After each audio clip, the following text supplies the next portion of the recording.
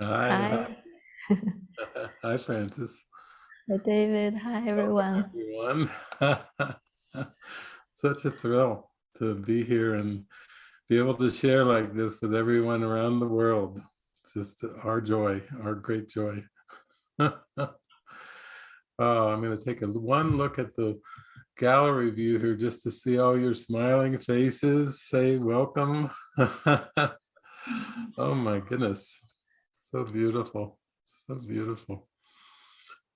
Well, Francis and I had a nice little chat this morning, and yeah, quite a weekend, quite a movie yesterday. And Francis was filling me in on some of the people who spoke up after the movie, much later in the afternoon, after the breakout rooms, and also we had a couple questions come in, the last couple questions on top of all the rest of questions and prayers. So yeah, we thought we would talk and we would address some of those things. And yeah, what really stood out for you, Francis, in terms of all of that that really touched your heart and feels like it's something that is like the topic or theme for today, for here on Sunday? Well, the movie is it's very striking in a way. And even this morning when I came to our studio, Linda was telling me how profound it has been, just as a demonstration of someone actually walked through some trials and tribulations in the end for this universal lesson that our kingdom is not of this world. Basically, that's what her big realization. And for that, I feel this gratitude in my heart just to see that that's really truly the lesson. No matter, we can't even judge what is good and what's bad because all the judgment is still based on perceptions. And David, yesterday you talked about all perceptions are unnecessary. But just to know that it's such a profound universal lesson, which is, only in God we can find our peace. And it is the freedom of the mind, not the freedom of the body, where we can truly rest. And that is our goal, that is our purpose. When Jesus says, what do you want, freedom of the body or freedom of the mind? For both you cannot have, and whichever you choose, the other one will have to serve. So if we choose the freedom of the body, the mind is you to serve, to find how to get freedom for the body. And the mind, it becomes, Jesus describes it as extremely mad, that direction. But that's what he described as the only true service, is to use the body to serve the freedom of the mind. And that's what I see, throughout life, throughout, everything as we know it. People are searching. But what are we searching for except freedom, true freedom? And it's not that we're lacking this ability of searching, but is where we're searching. That is really the place that we have to start question now. And with someone like Tammy and Jim, I just feel so much gratitude looking at their journey, where to see that inevitably we're still going to find the peace of the mind. That's really what it is all pointing to.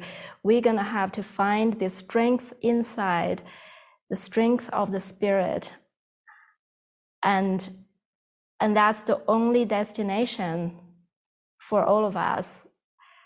And we don't have to repeat some of the lessons because these way showers walked in front of us and demonstrate what works and what doesn't. Yeah, yeah. Yeah. We need witnesses. of that which is born of the flesh is flesh, and that which is born of the spirit is spirit, because without witnesses to the difference between the temporary and the real, then how could you really sincerely hope to attain the real if you don't have something that you feel in your heart is like a homing beacon, or someone that's really calling you to the real? And I did mention yesterday that Jesus says in the Course, he says, you can learn from my experiences and you can learn from the experiences of your brothers. So why don't we just stop for a moment and say, wow, that's important then. Even if perception's unnecessary, but if it's perception that I believe in, you know how people used to say, seeing is believing. That was a great adage, seeing is believing. And then the great Wayne Dyer came along and wrote a book and said, when you believe it, you'll see it. Oh, Wayne, turn it around. Did a little Byron Katie on the adage, you know, seeing is believing. He's no, when you believe it, you'll see it. And that's more in line, that's in line with what Jesus is saying in the Course. You always look inside your mind first, and you decide what you want. And if you want fear, you'll see a fearful world. And if you want only love, you'll see nothing else. You know, literally the whole world will light up before you and will disappear into the blazing light that's behind the world, the light of truth. So if we start and we just say, well, Jesus was a great witness because he was so calm, he was so tranquil, even in the circumstances where we would consider that not the best circumstances to be calm. When you have spikes driven in your arms and legs, you're on a cross, blood is dripping down from your arms and legs, and then a Roman soldier comes up and puts vinegar on a piece of cloth and stuffs it in your mouth. Vinegar, while your arms and legs are bleeding blood, vinegar goes up your mouth. And what does Jesus say? Forgive them, for they know not what they do. That's his response to all of that. It just tells me he was so identified with the Spirit. Before Abraham was, I am, I and the Father are one. He was so identified purely with the Spirit that he was completely disidentified from the body. So a body that's bleeding, or a body that has vinegar on the mouth, or a crown of thorns and blood dripping down your forehead didn't mean anything to him, because he had disidentified from the body. He had disidentified from the temporary, and he was completely identified with the eternal, you see? So in one sense, he was watching the scene like any other scene, like walking with Mary Magdalene on a sunny day and noticing the clouds and the sun and the birds. No different. That scene on Calvary was no different from the perspective of Jesus's mind than any other scene. I saw this morning before I came on, I just glanced at the Course again. I said, is there any passage, Jesus, you want me to read before we start today? And I popped open to the Happy Learner. And it starts off with, the Holy Spirit needs a happy learner in whom his mission can be happily accomplished. But he does say that you who are steadfastly devoted to misery must first recognize that you are miserable and not happy. And then I skipped down, and this was what he said. You will believe that nothing is of value. He's talking about the world, anything of time and space, that's his nothing. You will believe that nothing is of value and will value it. In other words, if you aren't devoted to God, you will value the replacement to God, which is perception and all the little pieces, the broken pieces of perception. And then he says, a little piece of glass, a speck of dust, a body, or a war are one to you.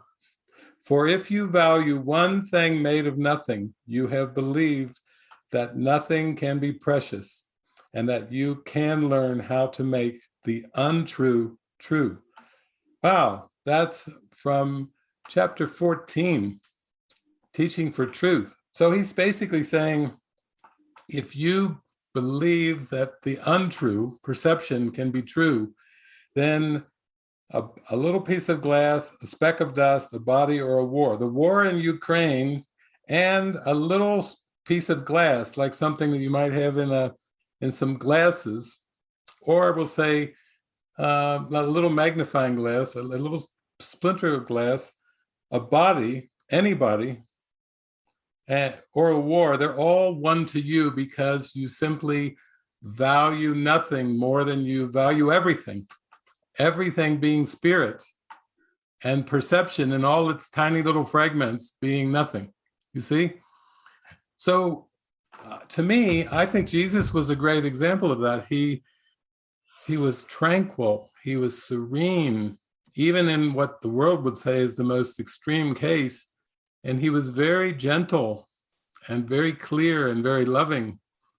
And even over history, there's been like over 800 movies made about Jesus and his life. And I've noticed that most of them are quite dramatic, and they oftentimes focus on suffering and sacrifice, which are not ideas that Jesus taught. Jesus was never teaching sacrifice, and he was never teaching suffering. And his state of mind showed that.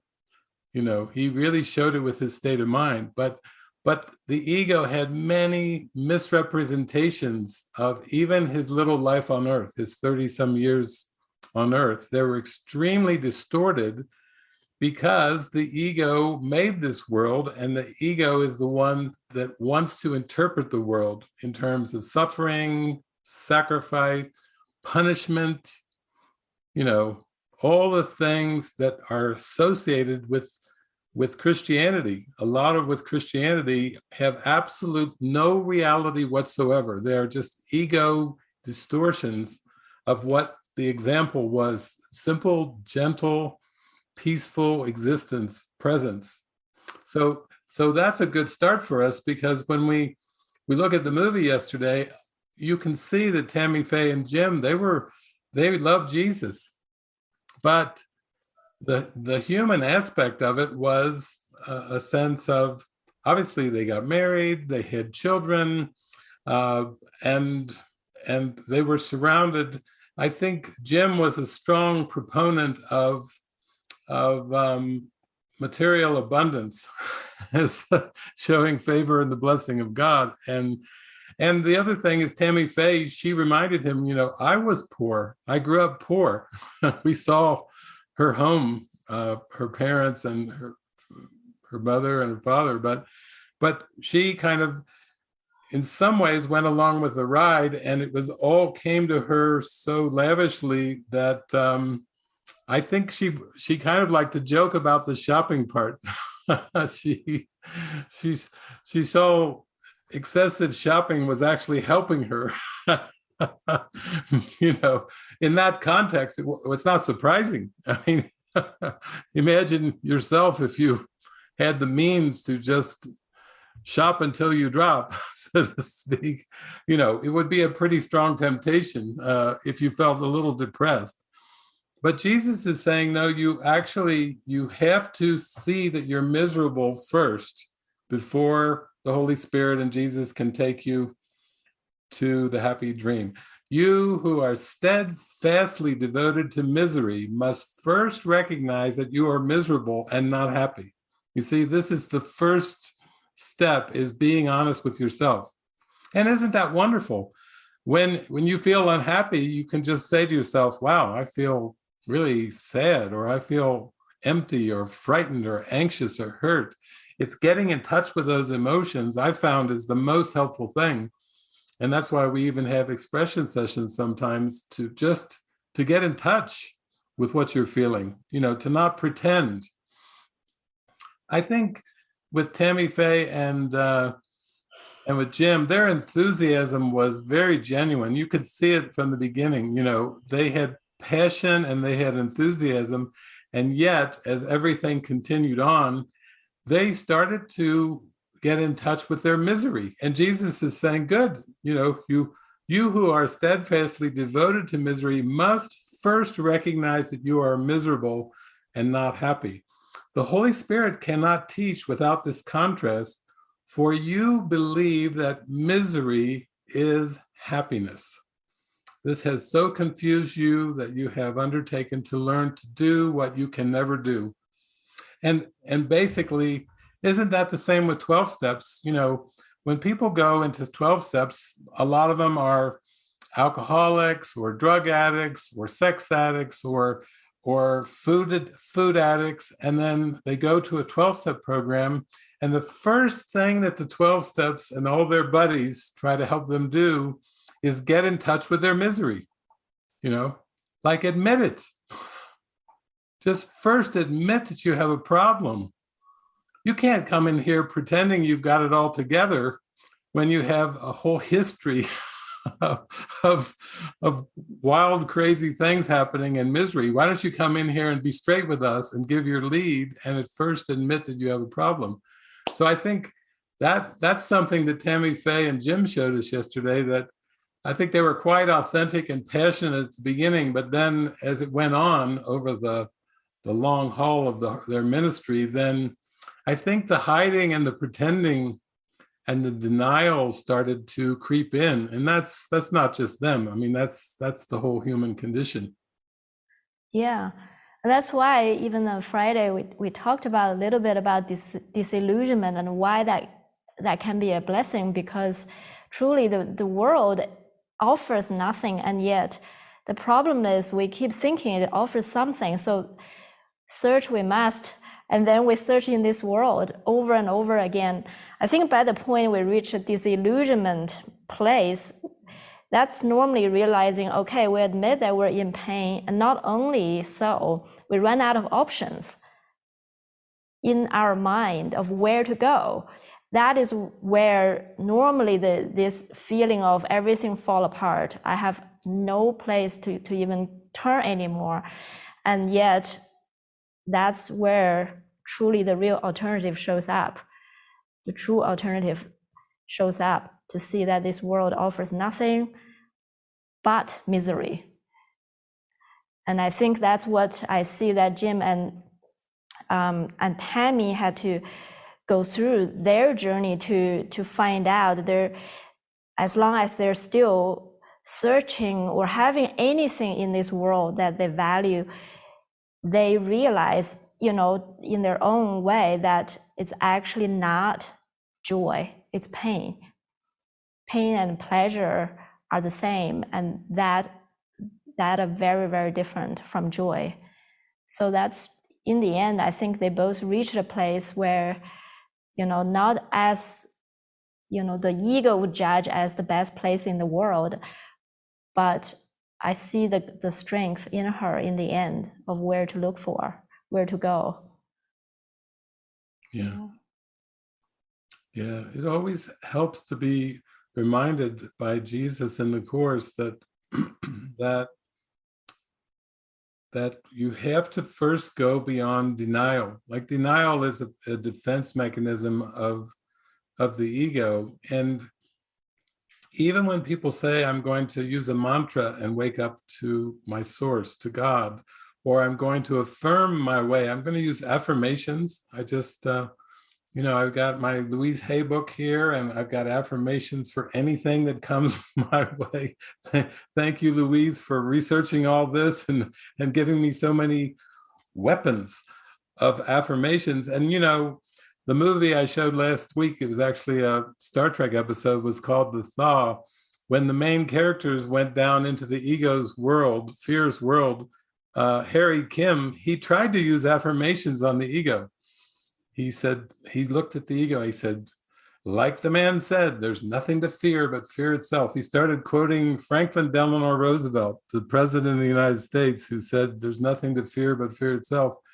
And he repeated it over and over like an affirmation, and the ego burst into laughter and started saying it with him. And then the ego went, let's try some other ones. Like, oh, there's no place like home. There's no place like home. Started quoting Dorothy from The Wizard of Oz, the ego was like, oh, you want to use affirmations on me? Here, I'll join in with you. Let's see if they work. And then he threatened Harry with death and memories from the past. Like the ego was like, your affirmations have no shot at dismantling me. So then we go to the Course in Miracles, and Jesus says, yeah, you have to realize that denial is an ego defense mechanism, and the ego has denied God, pushed the light of heaven out of awareness, and also made an unconscious belief system that's underneath the iceberg, mostly unconscious. And that means that for all human beings, they're really in mind sitting on a unconscious belief system that is wreaking havoc, and they don't understand why bad things happen in the world. Why do bad things happen to good people? Why is the world so cruel? Why is the world so wicked? Why is there evil in the world? And Jesus is saying, well, it's actually an unconscious belief system called the ego. Some people believe in the devil. Some people call it ego. Some people call it different names, Satan. Jesus is saying it's unconscious. So you're not fully aware of it. And then one time, Helen Schuckman, she used to get visions. And one time, Helen Schuckman was waking up, and she saw in her mind, there was like this blazing, like a message of letters in her mind, a sentence in her mind, and there was flames all around it. And it was like so spectacularly sparkly with all these flames. And when she looked at what the words said, it was Jesus saying, never underestimate the power of denial. That's what was highlighted in her mind with these flames. Never underestimate the power of denial. So we have like, Irma, you're a psychotherapist. You know about the unconscious mind. Most psychologists read about, through Freud and Jung and the Neo-Freudians, and most psychologists and psychiatrists acknowledge there's an unconscious. That's why the affirmations don't work. They can be helpful, but they won't clear away the darkness that's beneath. There was even a movie called What Lies Beneath. And that's basically what Jesus is telling us. We have to release this unconscious darkness before you can experience the kingdom of heaven. You have to go through the darkness to the light, but you have to let it up into awareness. And any good counselor or psychotherapist knows that's what's happening. You're bringing the darkness to the light by allowing it up. That's why we have expression sessions. That's why we tell people to be transparent, because that's how you start to release the denial mechanism. So the other thing that helps us, I think Francis and I were talking about this morning, is it helps to have a context. Like when you just watch this movie, you can be tempted to look at Tammy Faye and say, wow, she was a sparkler. She was quite transparent. She spontaneously singing, friendly, kind, wanting to love all people. And then, wow, it seems like the whole thing went off the rails as you go further along in the movie. Maybe, Francis, maybe Joe, our friend Joe from Canada, wrote in this just recently to us here after the movie. And I think maybe we could look at that, what Joe's bringing up, because that's important to look at what were your judgments when you were watching the movie, both positively and negatively. Yeah. I can read the question from Joe. In this movie, I identified with Tammy Faye's innocence, joy, and excitement with the love of God. When I hear David speak of clueless, carefree, and cared for, my heart soars. But here the ego kept repeating clueless in my head. I saw her and myself as clueless, as being a victim, someone with an open heart who was misunderstood and taken advantage of.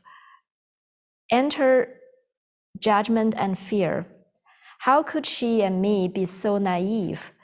This brought to light my fear that being clueless and devoted only to God will be a life of depression, loneliness, and shame, that I have the belief that I'm unworthy of consistent joy and happiness.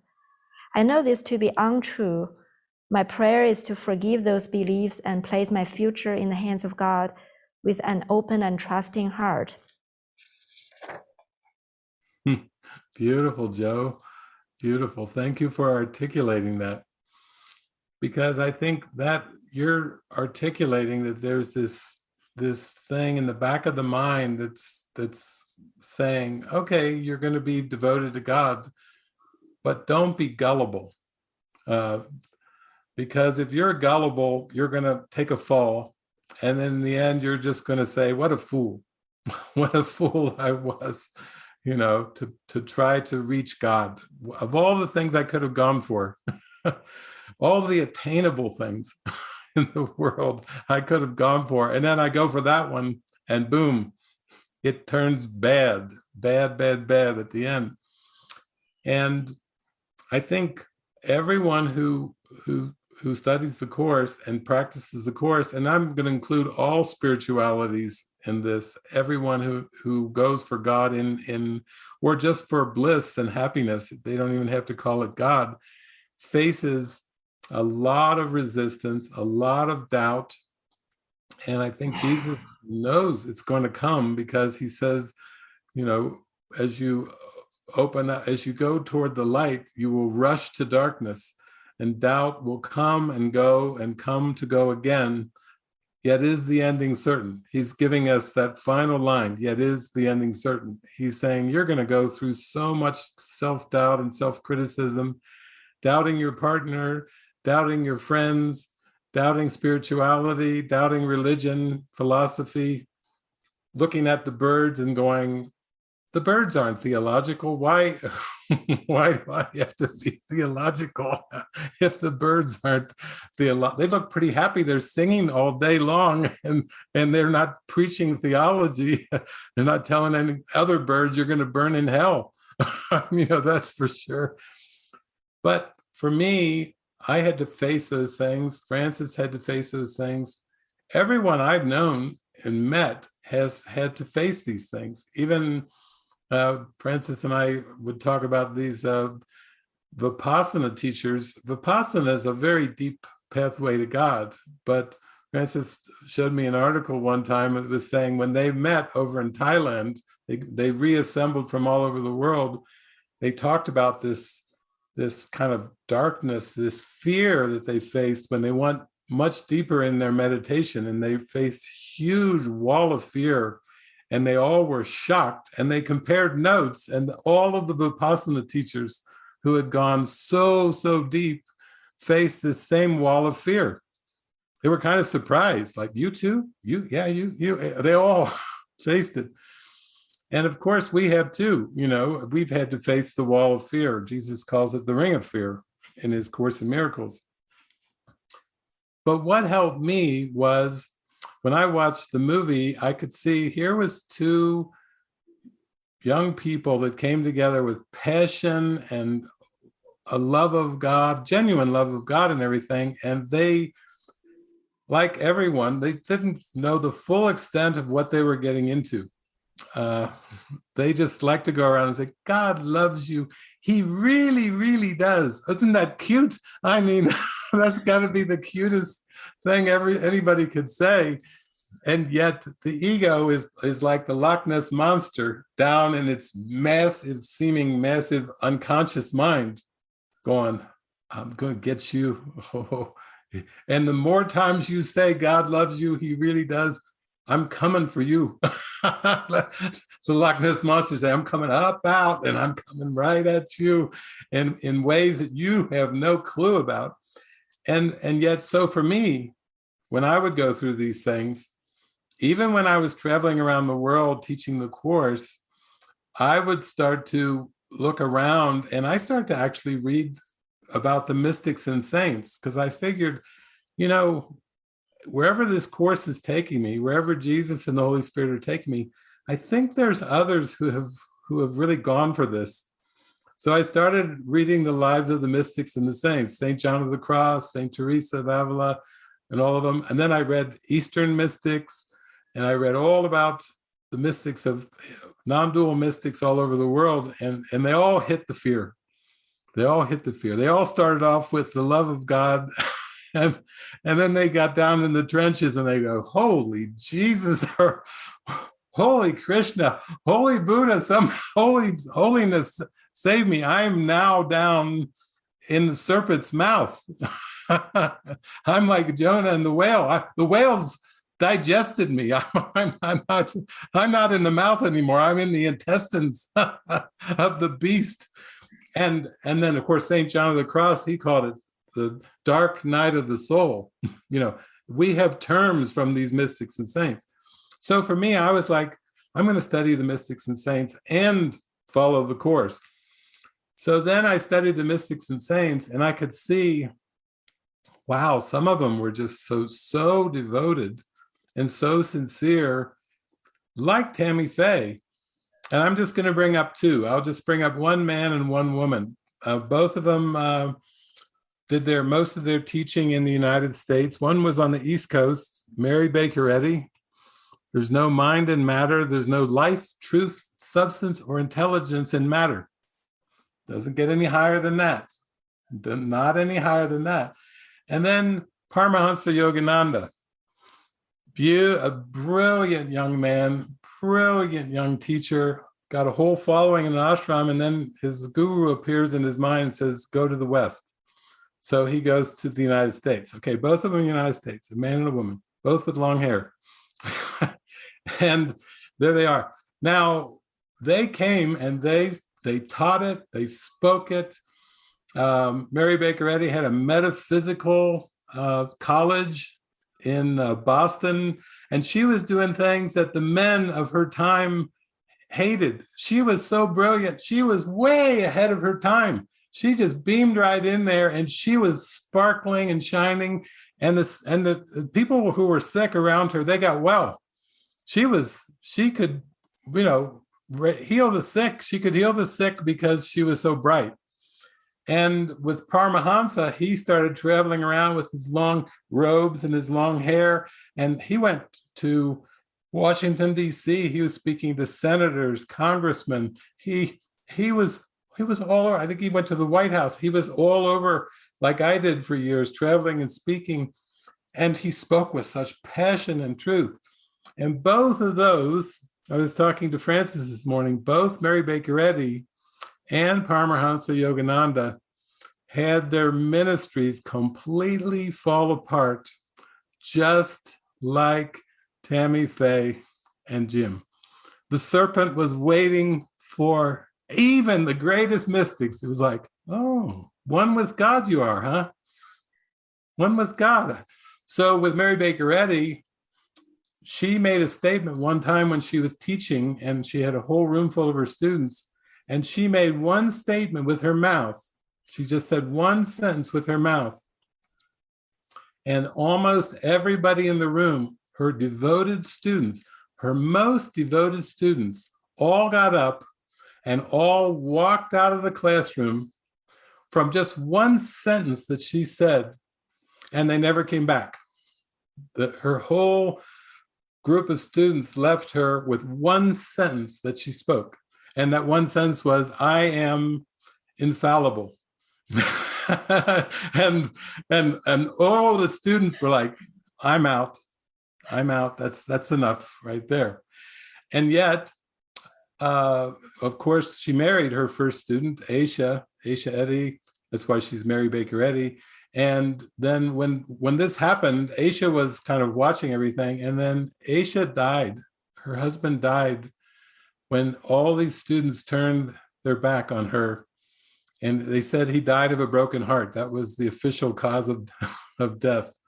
He couldn't believe that the students would turn and attack her the way that they did after that. He died. He couldn't stand to watch this ministry of depth and integrity just completely get dismantled in that quickly. And with Paramahansa Yogananda, some of you know the story from the movie Awake, that basically, while he was out traveling and teaching, one of his dear friends, a childhood dear friend who had kind of co-founded Self-Realization Fellowship with him, decided to get married and leave being a monk and leave the Self-Realization Fellowship, and a huge, the whole Self-Realization Fellowship just splintered in half, and even more. And a lot of them left with his childhood friend that he loved and trusted and had co-founded the whole thing with. And I was like, wow, that really was good for me, because I adored Mary Baker Eddy.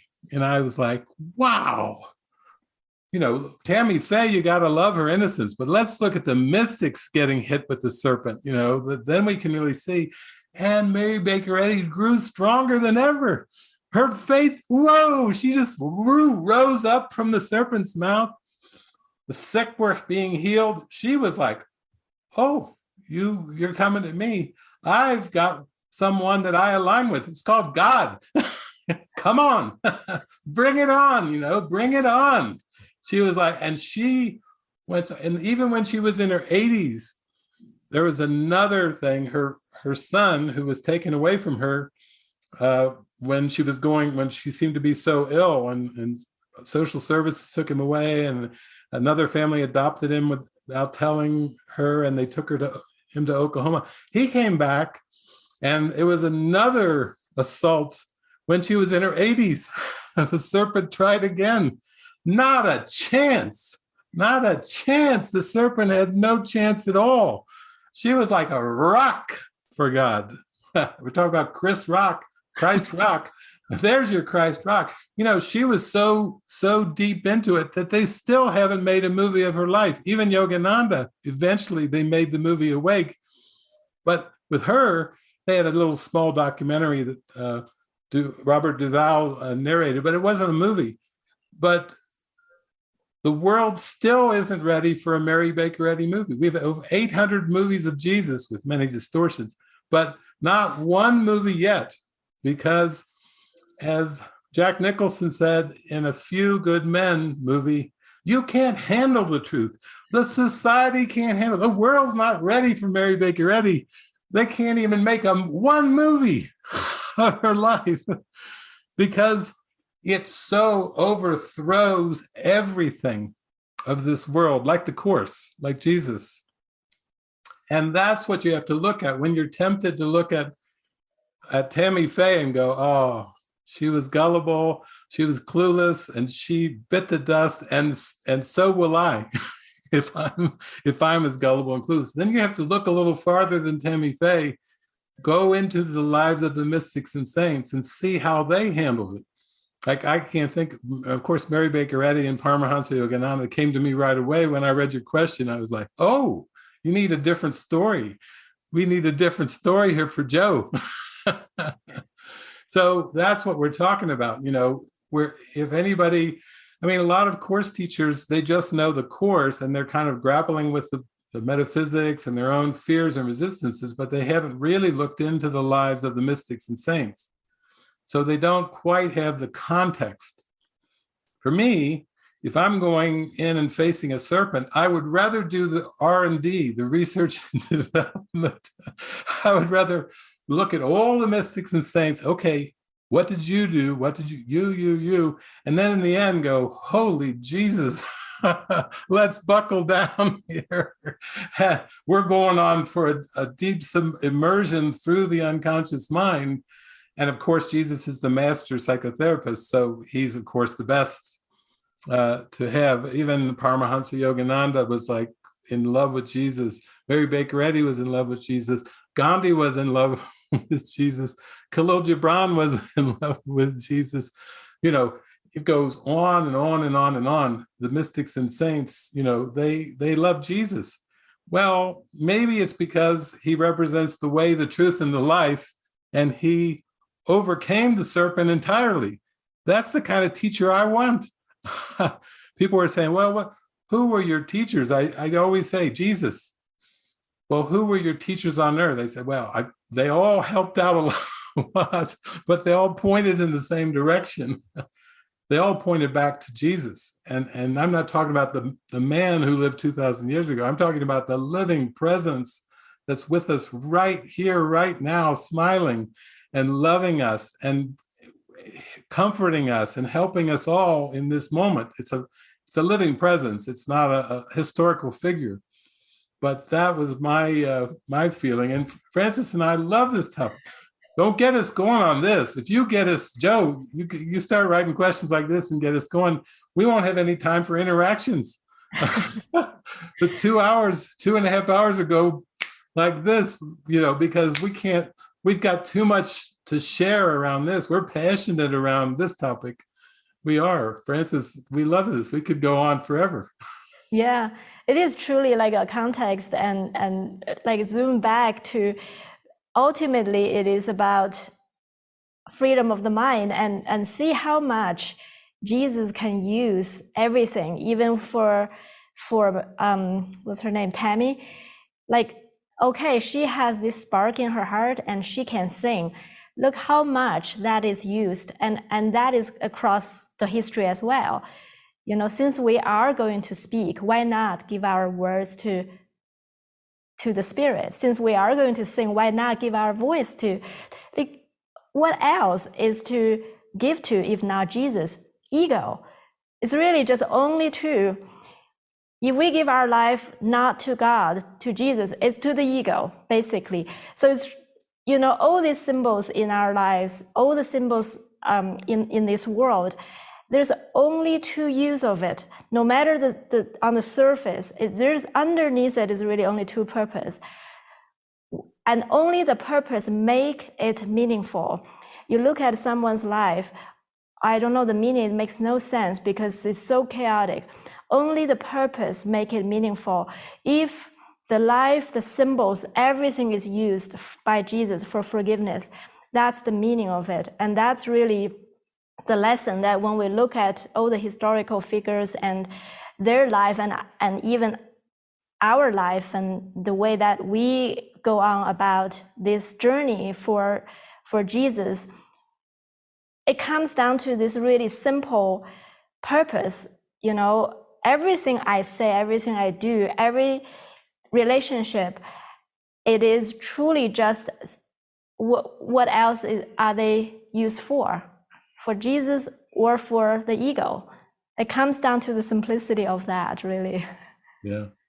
And Francis was quoting Jesus from the Course when we talked today, because Francis was saying the line that Jesus has in the Course is, what do you want, freedom of the body or freedom of the mind? For both you cannot have. And so what he's telling us in the Course is, you are a mind, you are holy mind, you are purely mind. You are divine mind. You're an idea in the mind of God. That's how much mind you are. That light, that blazing light of truth is an idea, Christ, in the mind of God. That God extended a creation and the name is Christ. And we're all that creation. That's us. It's talking about us. But that's in a divine mind when we're aware of who we really are. Or the body. And you can see with Tammy Faye and Jim, they loved God. They gave their lives over to God. They did puppets for God. They sang for God. They danced. Jim said, "I'll be a builder for God." I think he took the builder for God just a little too far, but still, he took it a little too literal. But build an extension of the love of God was what his original vibe was. And the thing about it is, I think that we have to remember that it's all about our connection with God. And in the end, of course, Tammy Faye was great. She was praying. She was just praying in the end. I'll go back to Mary Baker and Eddie Paramahansa one more time, because I can't now that I've started.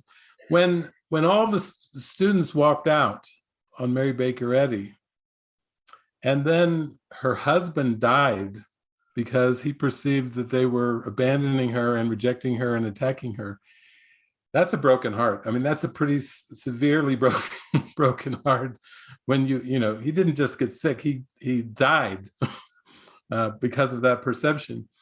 Not in reality, but in the dream, it seemed to go that way.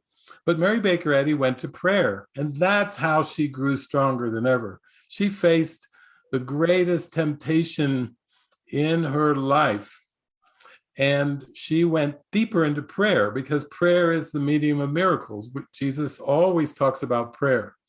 And I'm talking about the desire in the core of the mind. I'm not talking about God is great, God is good, and we thank him for our food.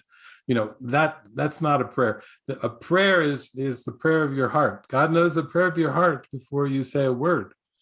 So she went, when this happened to her, it was huge sadness, huge grief. I mean, huge.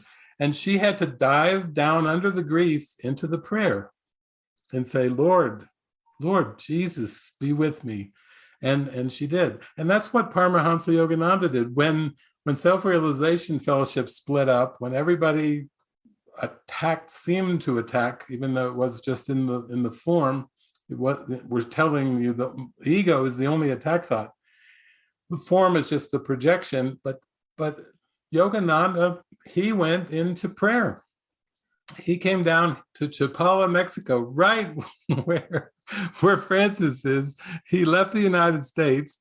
He went to Chapala to just go sit on the side of the hills and to pray and look over Lake Chapala, which is right out the door, out the window there behind Francis. It's the same one. And then all the Mexican people loved him, and they showered him with love. And he said, wow, this feels like India. I feel like I'm back home in India. And he prayed and he prayed and he prayed, and he grew stronger than ever in the Lord, more connected to his inner guru, more connected to spirit. You see, everything is a lesson that we would learn. We really don't go up and down like Tammy Faye and her husband. We're in debt. Pledge. Woo. Donations down and back up. Jesus is saying, no, that's not the lesson. The lesson is, come to me in your heart, abide with me, let me instruct you, let me lead the way, and let me have you realize you're the dreamer of the dream, and nothing has ever harmed you. You were mistaken. You misperceived that you were a victim. You misperceived you were mistreated. You misperceived that people fell away. Like Mary Baker Eddy, that was what they had to face, the perception that their beloveds had fallen away, had rejected, had abandoned. And then they went to the Spirit, and the Spirit said, I am here with you. I have always loved you. I have never abandoned you. I have never rejected you. That's what Jesus has to tell all of us. I'm still here. I'm still here. Or as in the Elton John movie, I'm still standing. Yeah. That's what Jesus is telling us now. I'm still standing. Oh, no, death had no power over me, because God didn't create death. God is eternal life. I am eternal life. Jesus is saying, I won't ever let you down. I'll always be there for you, because I'm reality. I'm the reality of spirit. So thank you for your question, Joe. That helped open a whole explosion of love for us this morning when Francis was saying, yeah, Joe, did you see Joe's question? Oh. Invoke Jesus, Paramahansa, Mary Baker Eddy. Let's give Joe her answer. Thank you. Thank you. And we did have one more question too. Yeah. Jean Wilmot from France wrote, and these were like, we had bunches of prayers and questions, but this was like the whipped cream and the cherry on the hot fudge cake. So Jean, hi Jean. Francis, do you want to read Jean's Yes. question? Yes. This is from Jean. I've been thinking of going on the movie retreat that's in Utah in the monastery, but I had tried to plan it. But as I tried to plan, it felt heavy and fears came. At the same time, I had thoughts, How do I live a devoted life without going off to a monastery or community? I should be able to live every day devoted to God, no matter what the form. But I feel a need to make a bigger commitment in form. 1 week retreat started to feel just too short. Today, the idea came to wait and go for a month in the summer. But it is a question of discernment. I can't tell what is coming from my planning self that wants to be practical and my fears. I feel time pressure to decide instead of patiently wait. Okay. Francis, you wanna you had some thoughts coming to you when you read Jean's beautiful. Yeah, I do, and I just remember a lot, and along the path I also talk to people a lot. And someone yesterday also, I remember, asked this question about planning. But when we are to make any plan in form, when we give our lives to Jesus, actually Jesus will guide us. Even the plan, I don't see it as in the future, but it's in the present, because it's a present prompt. It's always for the present piece. So when the prompt comes and I receive it and accept it, there is an upliftment, there is a peace, there is an inspiration. And what I normally know is after that, yes, what happens is in between time, in between the moment of the prompt, of the guidance, and what seems the actual event or the trip that happens, this is the gap where the ego wants to come the strongest. And a lot of people would say, I don't feel the inspiration anymore. But over and over again, I realized was I have to remember when I receive that prompt, that is really for that moment, and that is for me to say yes. And then the ego always look into the future and say, oh my God, this is fearful. You don't know what you get into. Let's make a much bigger plan, but it's in the future. Push it off. But I find it really powerful to always come back to the present when that prompt comes in, that inspiration I feel. And over the course of this pathway, if we really want to follow Jesus and follow this heart, this spark in our heart, we have to really dare to jump into that yes and follow through that yes when we originally felt it, and really see all the backlash of the doubt and the what ifs are not really inconsistent with what we felt originally. So that's the thought that came straight away after reading your question. Yeah. And it's beautiful that you wrote that in, because as I was going through the questions, a number of the questions we had came from people who have just been in the mystery school for some weeks now, and or have just left the mystery school. So as you're contemplating taking a step for like a week's immersion, kind of an in-person week's immersion, that's pretty much typical the way it works for most people over the years, I would say, is that people take a step and they kind of, just like people don't usually go off the diving board into the deep end of a pool, they will sometimes go to the kiddies pool first, and they'll sit there with the kiddies and swish their toes around, and it's a little warmer in the kiddies pool because it's a nice little shallow pool and the sun's heated it up. It's like a nice warm bathtub water instead of cold, ice cold, like the deep end. You don't have to go plunging feet underneath. You just swish your toes around a little bit, and people slowly, the Spirit guides gently to build our confidence and our faith and trust in the Spirit, because that's the connection you're wanting to really build, is with Jesus and the Holy Spirit.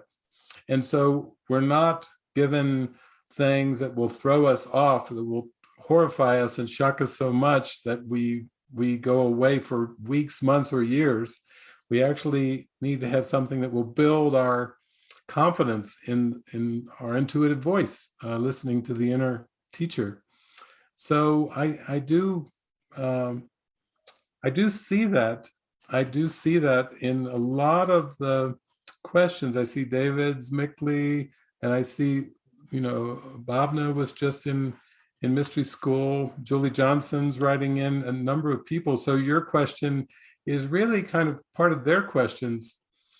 I want to keep the momentum going. I want to keep experiencing more and more miracles in more of a consistent basis. And I think there's a part of your mind that knows, you've been over there in France and doing your business, your work in, online and the children. And then occasionally you notice your mind drifting into mice in the house or bugs or things. And you feel like, oh my God, what have I done? I'm thinking about mice all day or something.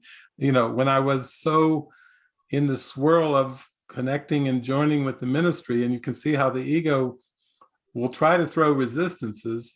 And then we have little points where we can take a step and do a little bit more of an immersion, but still in a practical way, in a way that will have some resistance and some fear coming up, but it won't be overwhelming and it won't be shattering. Jesus doesn't want our pathway to involve shattering. Sometimes, certainly the movie yesterday, I think there were times when Tammy Faye and Jim just felt shattered.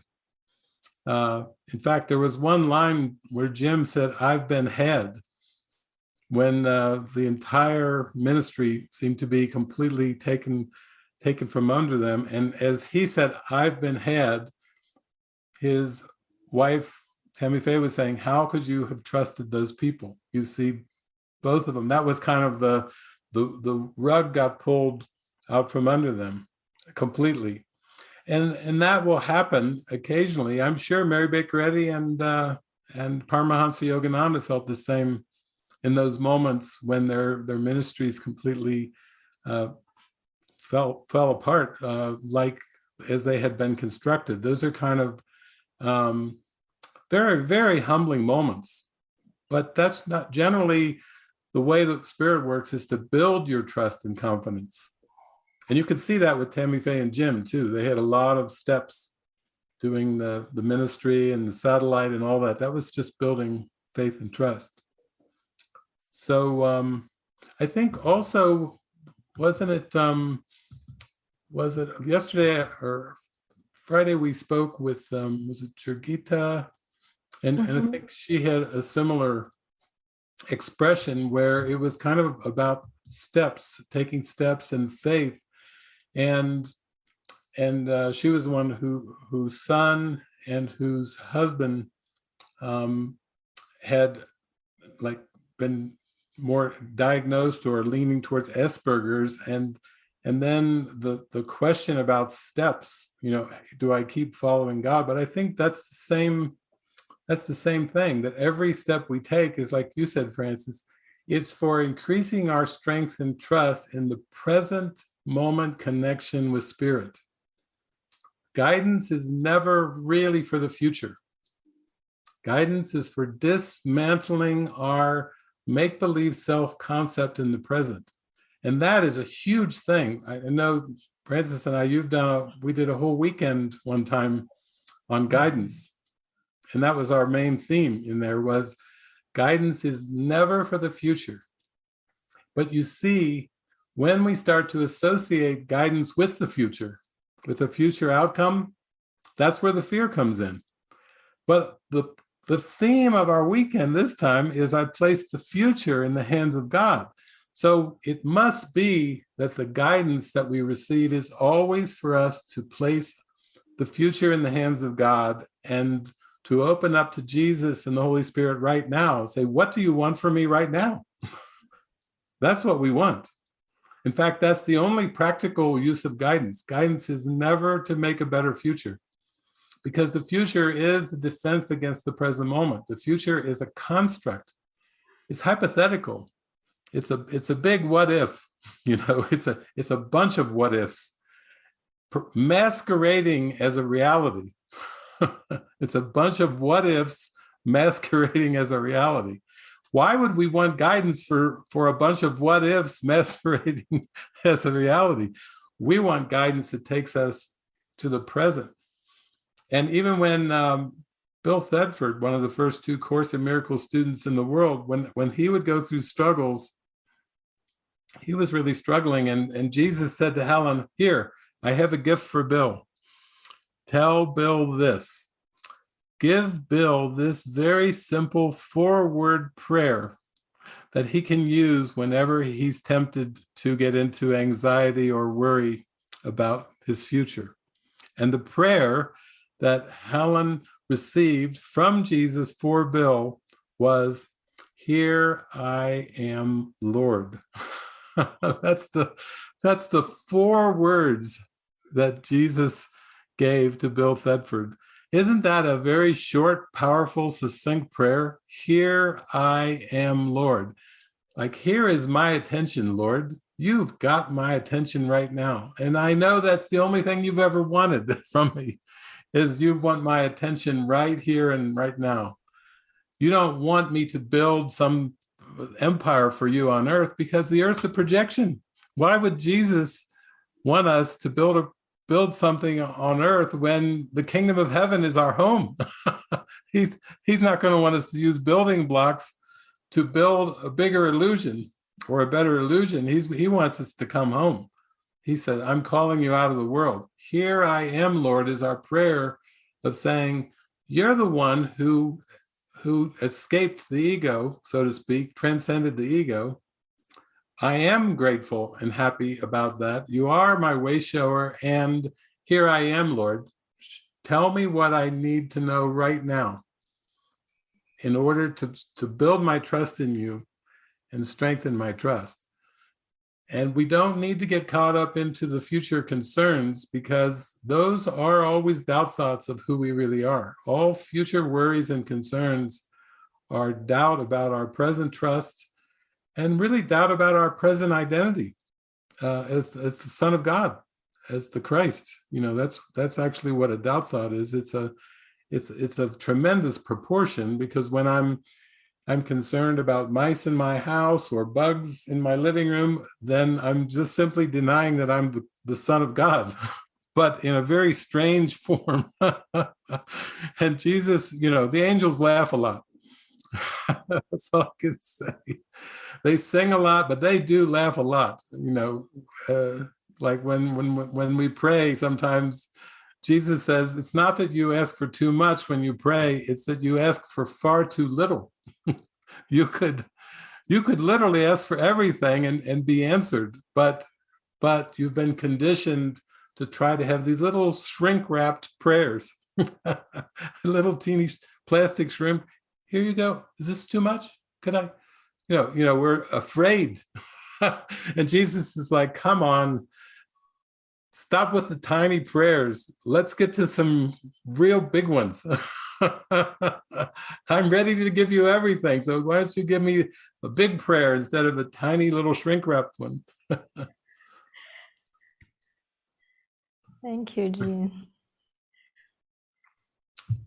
Well, how do you feel, Francis? We've crossed the hour mark. Do you feel like opening it up? Yeah, I think so. We already have a hand up. So yeah, we can just open it up for questions. We have Peter there. Hi, guys. Can you hear me? Yes. Yes. So I am so thrilled to be here. This is my first event with you guys. I'm so grateful. Been studying the course for many years. And David, I found your work a few months ago. And everything that's been said so far has been very helpful for me. I was prompted a little less than a year ago to option a novel and turn it into a feature film. And so I've been working on the screenplay, and I have these doubts have been coming up, these questions, because it's going to be a big budget feature film. And I spent many years working in Los Angeles as an attorney, entertainment attorney. And then I transitioned to being a photographer. But now it's going to be an uphill, I feel like it's going to be an uphill climb for me to actually find the financing and then go into production.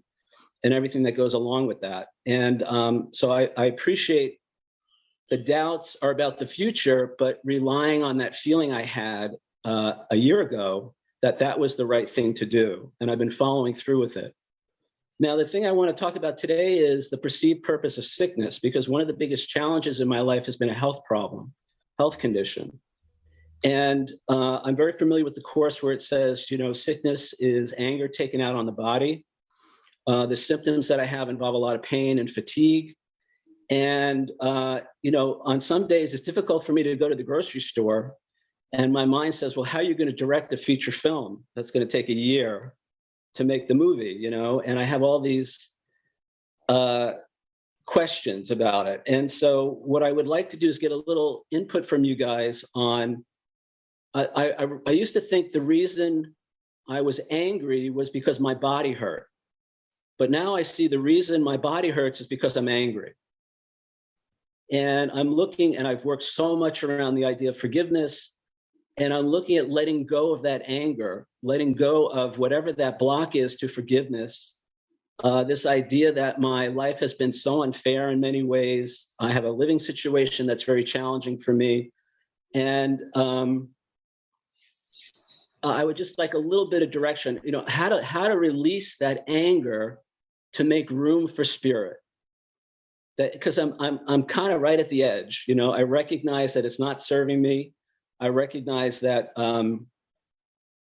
this is the ego. This is kind of a last ditch effort by the ego to keep me stuck, believing that I'm a body, and I want the peace of God, and I want the healing, and I want to be the light. I want to see the light, and see my Savior in these people that I think have been treating me so unfairly. I'll stop there. Thank you. Mm-hmm. Beautiful, Peter. Thank you. Welcome. I'm so wonderful. We all have a chance to meet you. Thank you for coming on here and sharing that. Yeah, I just a couple of days ago, I was meeting with doing a Zoom call with two friends who we're going to do a Jesus movie based on like the presence of love that we all experience with the Course. It started off with a big scale budget, hiring the top actors and actresses and shooting on locations and so on and so forth. And then the feedback was, no, it's not dramatic enough.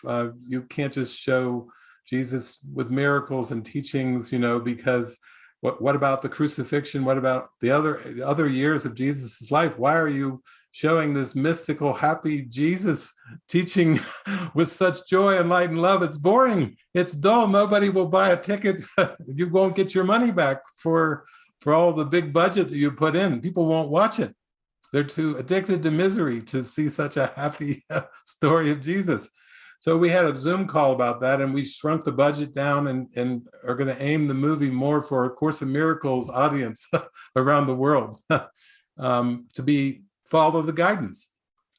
But I want to say to you, and then I'm going to let Frances answer you fully, because if you're brand new to me and our teachings, you should know that Frances, she has been very devoted to the Course for many years, and very devoted, and she met a filmmaker in Sydney, Australia, where she lived, and she was told internally that she would make a motion picture, like more of a full-length motion picture, and that the film crew, the people, everybody would show up. When she said, "How will I know when I'm to do this?" And he said, "Well, I'll send the whole crew to you. You'll know by that. When the crew shows up, that's when it happens."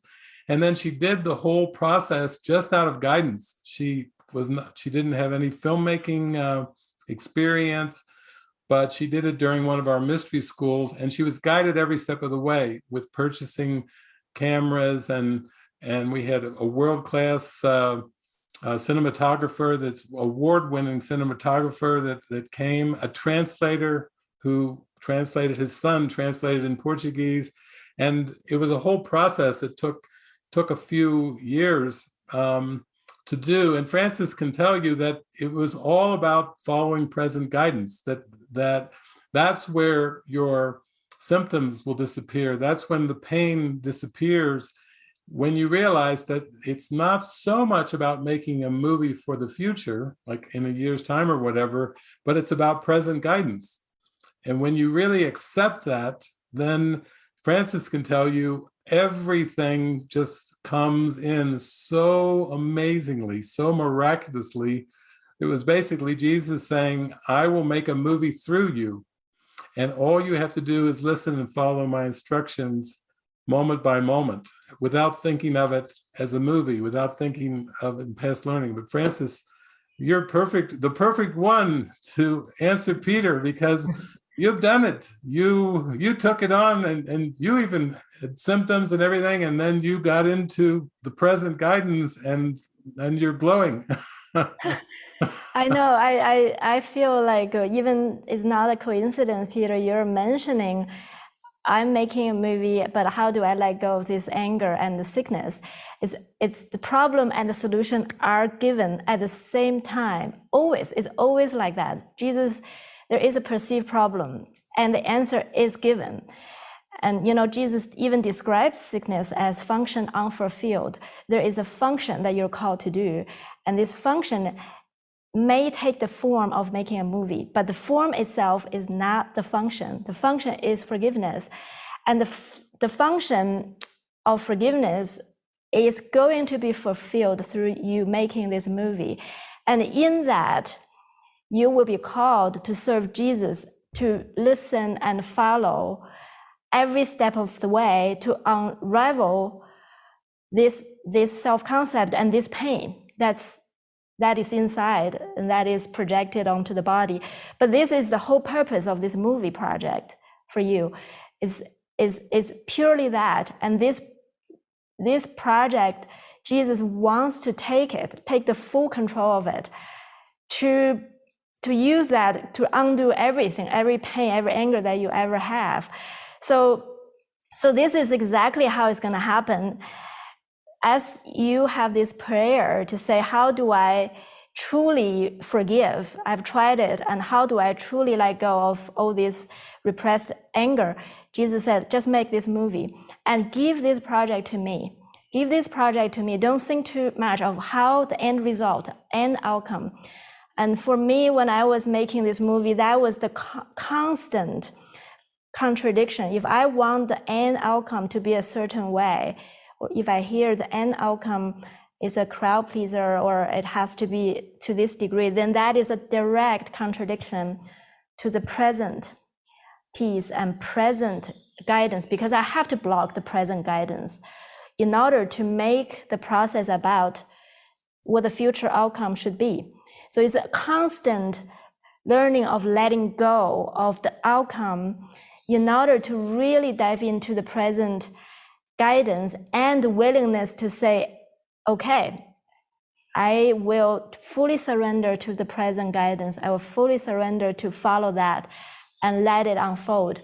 So there's going to be a huge blessing in that if you give this project for Jesus's purpose for you, and allowing this process to be a healing for you, it's given. I can feel it when you're talking. It's given for you for this very same prayer. The same will that you have is His will.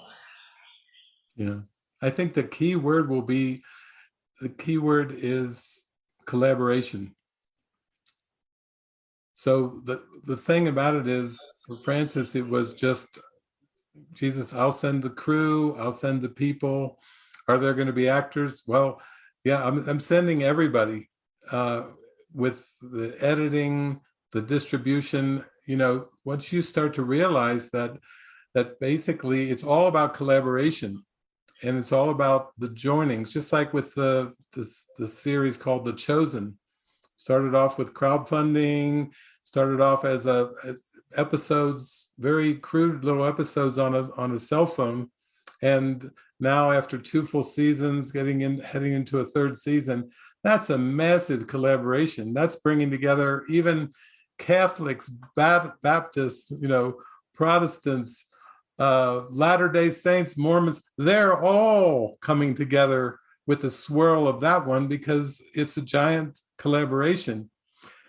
And the ego just doesn't know what that is. The ego thinks, what do I have to do? How am I personally going to make the movie? You see, it's pretty heavy. It's no wonder there's anger in there.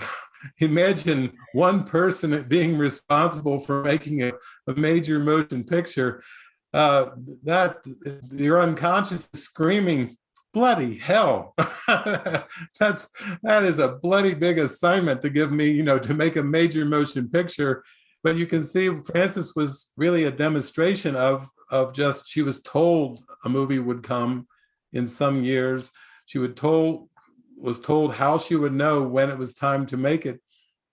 And getting back to Joe and being clueless, Frances was so clueless about this that when she met with a woman out at the monastery, which is going to be the backdrop for it, the woman was basically saying, I've come here to assist the director.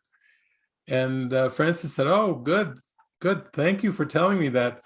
Frances looked at the woman and looked into her eyes and said, who is the director? This was the day before it starts.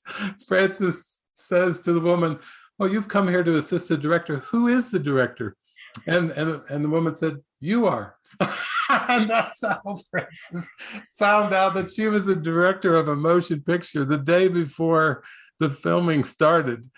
The director showed up as herself the day before because it was given. It was Jesus literally giving everything. And, that's the joy of that. Now that's a collaboration.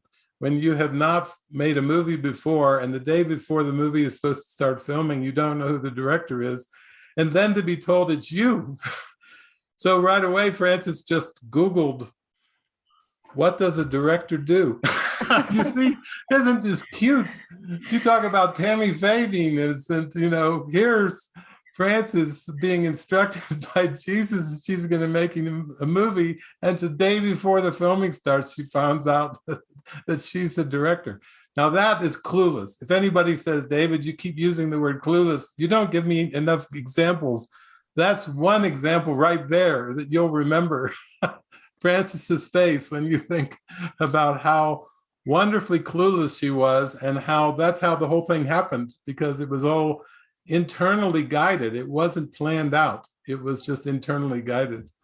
And even the people who come to fulfill each and every single part of the project is picked by Jesus. So it's not really based on a standard of how it should be. And I'm going to pick this one. It's all somehow come in a very obvious way that they are to fulfill this same purpose of forgiveness.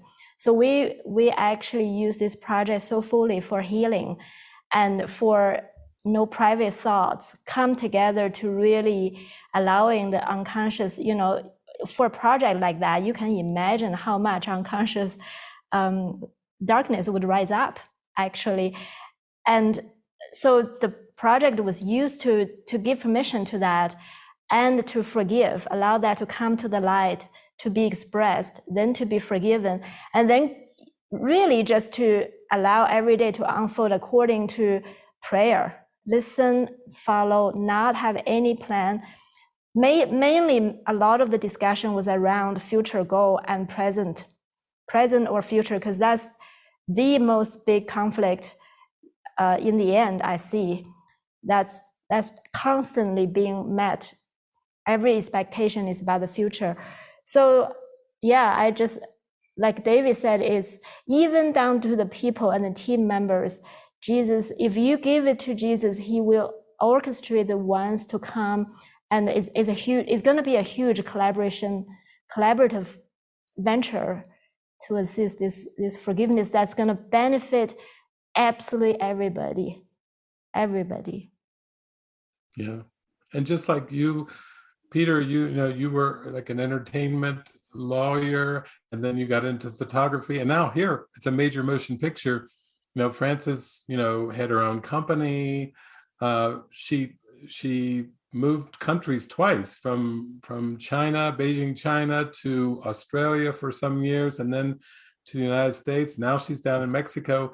We do have to just let the spirit unravel this tangled knot called ego self-concept, And one of the beautiful things was of all the people that were sent to help Francis make the movie, one of them, our dear friend Soren, who's right there in the studio right now helping us out, he had filmmaking experience, had made a film, and he was brought along for the same purpose that you have, and the same purpose that Francis had, and me as well, is the undoing of the self-concept. So where Francis came in knowing nothing about making the movie, Jesus throws in Soren, who has made a movie and who has a bit of the I know mind. Like, listen, kids, I have done this. I'm the experienced one here, so you should just be quiet and listen to what I have to say. And this was not the first time that happened to Francis, because there's another friend of ours down in Mexico who had directed a movie and was sure that he was to be the director of the movie. And it took a lot of faith just to wait and wait and wait until the sign came to Francis, you are the director. So for Soren, it was very much of an undoing of everything about filmmaking, editing, all the things of past learning. And that's pretty much how Jesus works, based on present guidance and zero on past learning. In fact, he wants us to unlearn all of the past. He wants us to realize the past is gone, and the Holy Spirit has already solved the whole thing. So that's why we do have to be clueless and very trusting with Jesus in this journey, because if we try to let our past learning direct the way, that blocks out Jesus. That's like saying, no, my ego knows enough, and let me take it here. I got it, Jesus. You can just, you're on the sideline up there, in heaven, you can give me some cheerleading, but I got it. And Jesus is like, no, you think you've got it based on your past learning, but actually I've got it because I'm trying to help you forgive and release the past and the future, you see? And that's why it's a perfect theme this week. I place the future in the hands of God. So you're giving us all a great example of something that you clearly have been guided to, and you want to place it in the hands of God. And that will also be the end of the suffering and the symptoms, which, as Francis one time said from the course when we did a whole weekend on sickness, that the body suffers in order that the mind will not see that it suffers. So that's a key line. The body suffers so that the mind will see that it doesn't suffer, that the projection of symptoms onto the body is the trick of the ego to make us demoralized, depressed. I'm not going to be able to do the thing I want to do. I'm not going to be able to do the thing I'm guided to do. And then you start to realize, like I read earlier, we have to admit there's a misery that's underneath before we can really cry out for help and say, Lord, I really need your help. There is an anger, there is a misery. I've been trying to do it all on my own, and now you're telling me you will do it in collaboration with me. You will guide me and direct me, and you will be in charge of everything. So this is so precious. I'm so grateful that you came on camera and shared that today, because this is the most wonderful opportunity for giving that example of how important it is to place the future in the hands of God. Thank you. Thank you, Peter. Okay, Portia. Hi, David. Hi, Francis. Oh, that was so great. That last question and answer. That was so faith promoting. So as you know, I come to the table from the past of being a spiritual self concept. Like, I can't remember a time that I wasn't trying to please God, like from way back. And I would sacrifice and suffer as a means of getting God's approval so that I would be blessed.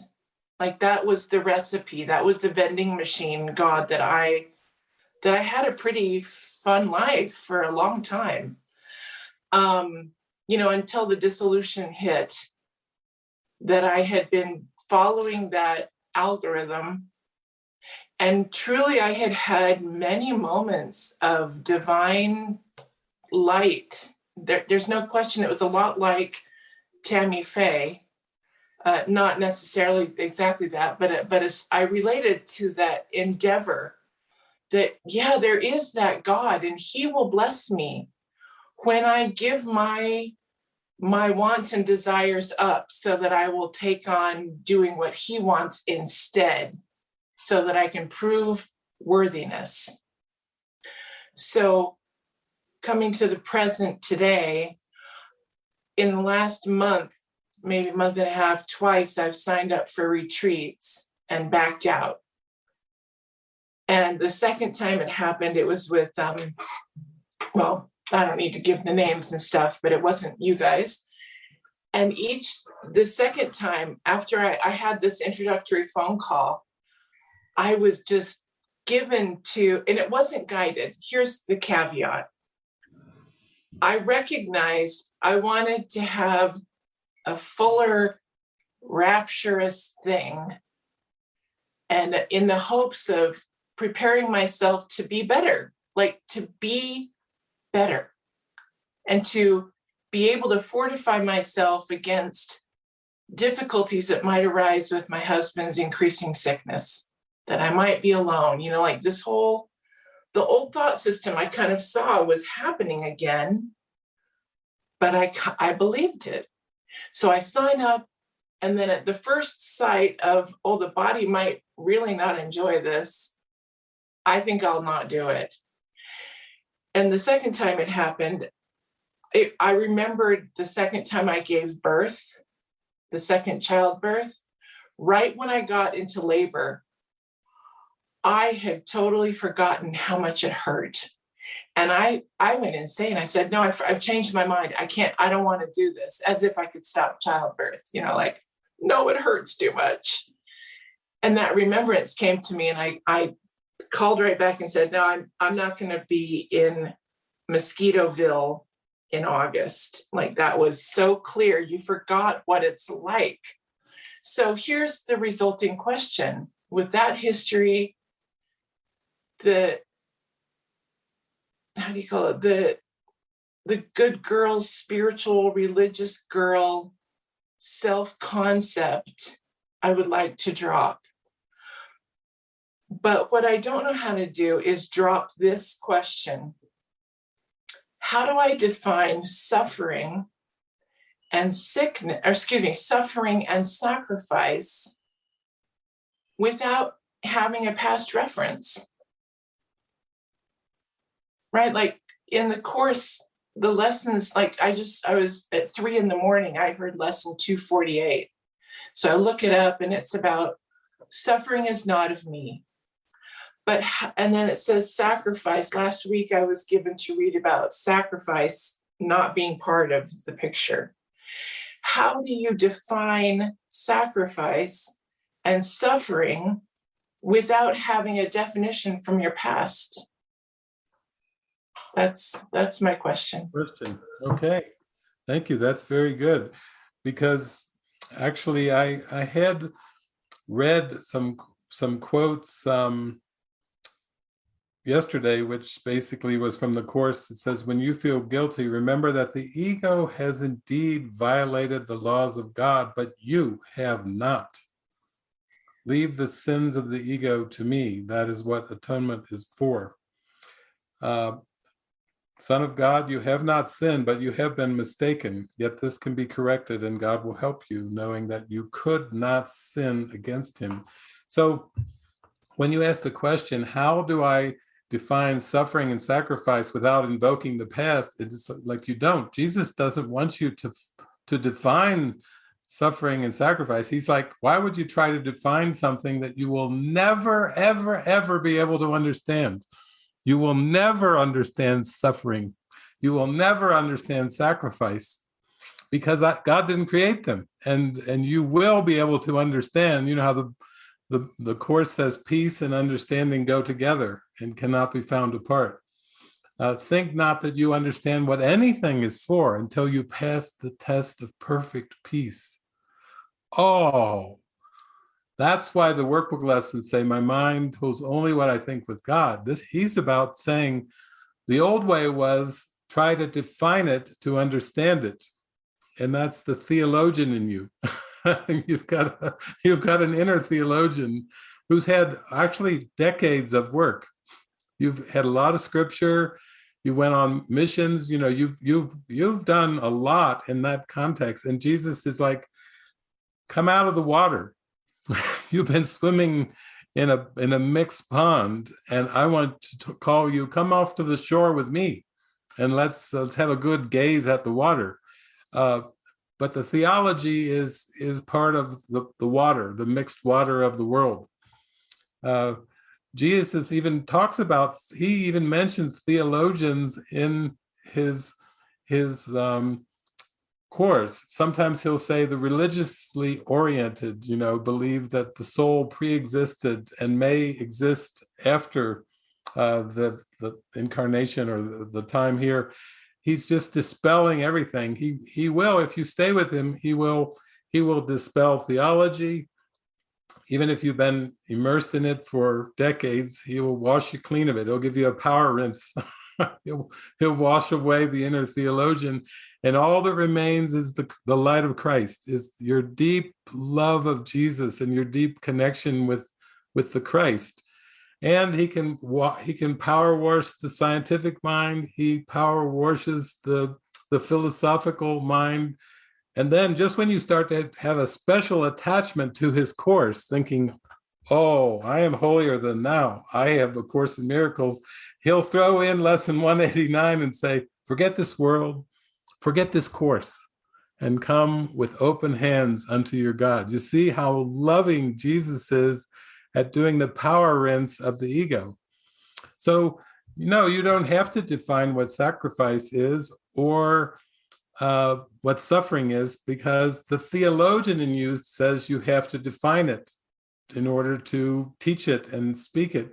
And Jesus says, I don't want you to teach sacrifice.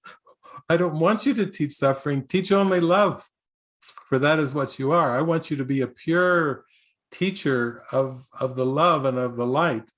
And I want you to, above all, demonstrate that you're invulnerable, that sacrifice is impossible, and that suffering is impossible. That's the greatest thing you can do, is to align with that, because that's aligning with the Christ self that is created by God, that's invulnerable to error.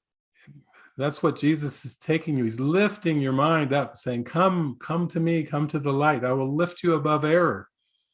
You have not sinned. You were mistaken, but that was the ego.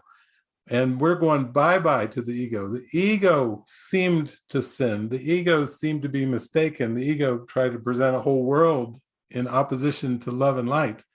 But we're just forgiving that. We're not trying to understand the error. We're actually trying to overlook the error with the presence of the Holy Spirit. So thank you. You just saved people thousands of years of being stuck in the quicksand of theology. I mean, if I tried to fit into the Christian church, you can only imagine. I go where I'm invited. So I've been invited to synagogue, churches, a lot of unity churches, religious science, but I'm not trying to, get in to see the Pope and the Vatican. I like Francis, Pope Francis. I think we'd have a really good time together, but I'm not like waiting for an invitation. We're trying to sneak a course book inside the Vatican library. It's in our mind, and that's where you're zooming into that. You're following your guidance. You know what is helpful for you and what's not. You're getting stronger and stronger in that. Thank you, Portia.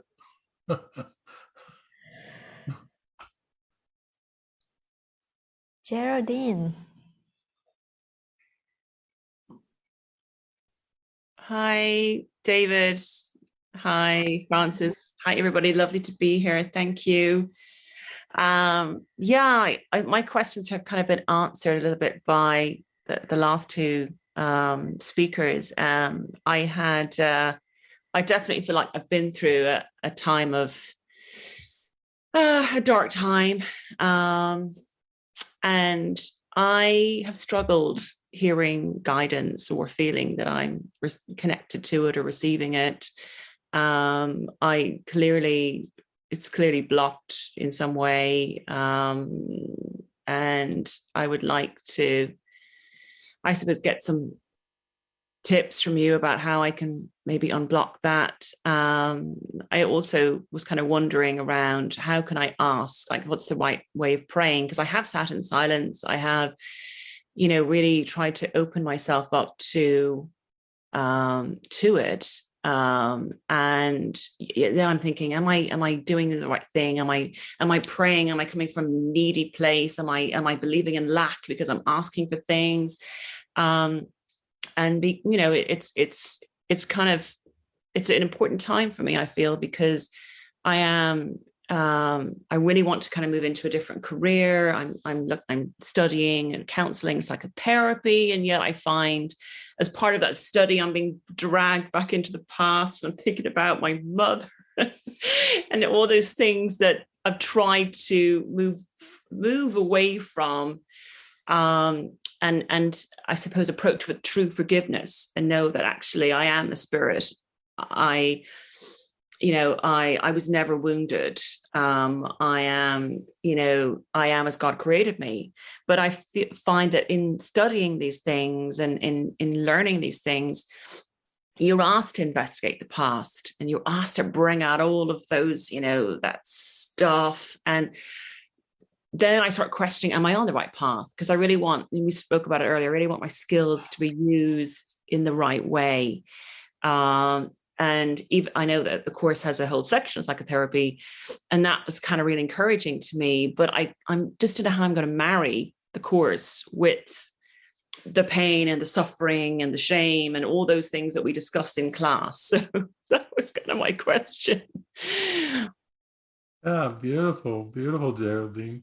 Well, it's like, it's beautiful that you have a calling now into this new career, new vocation. I celebrate that with you.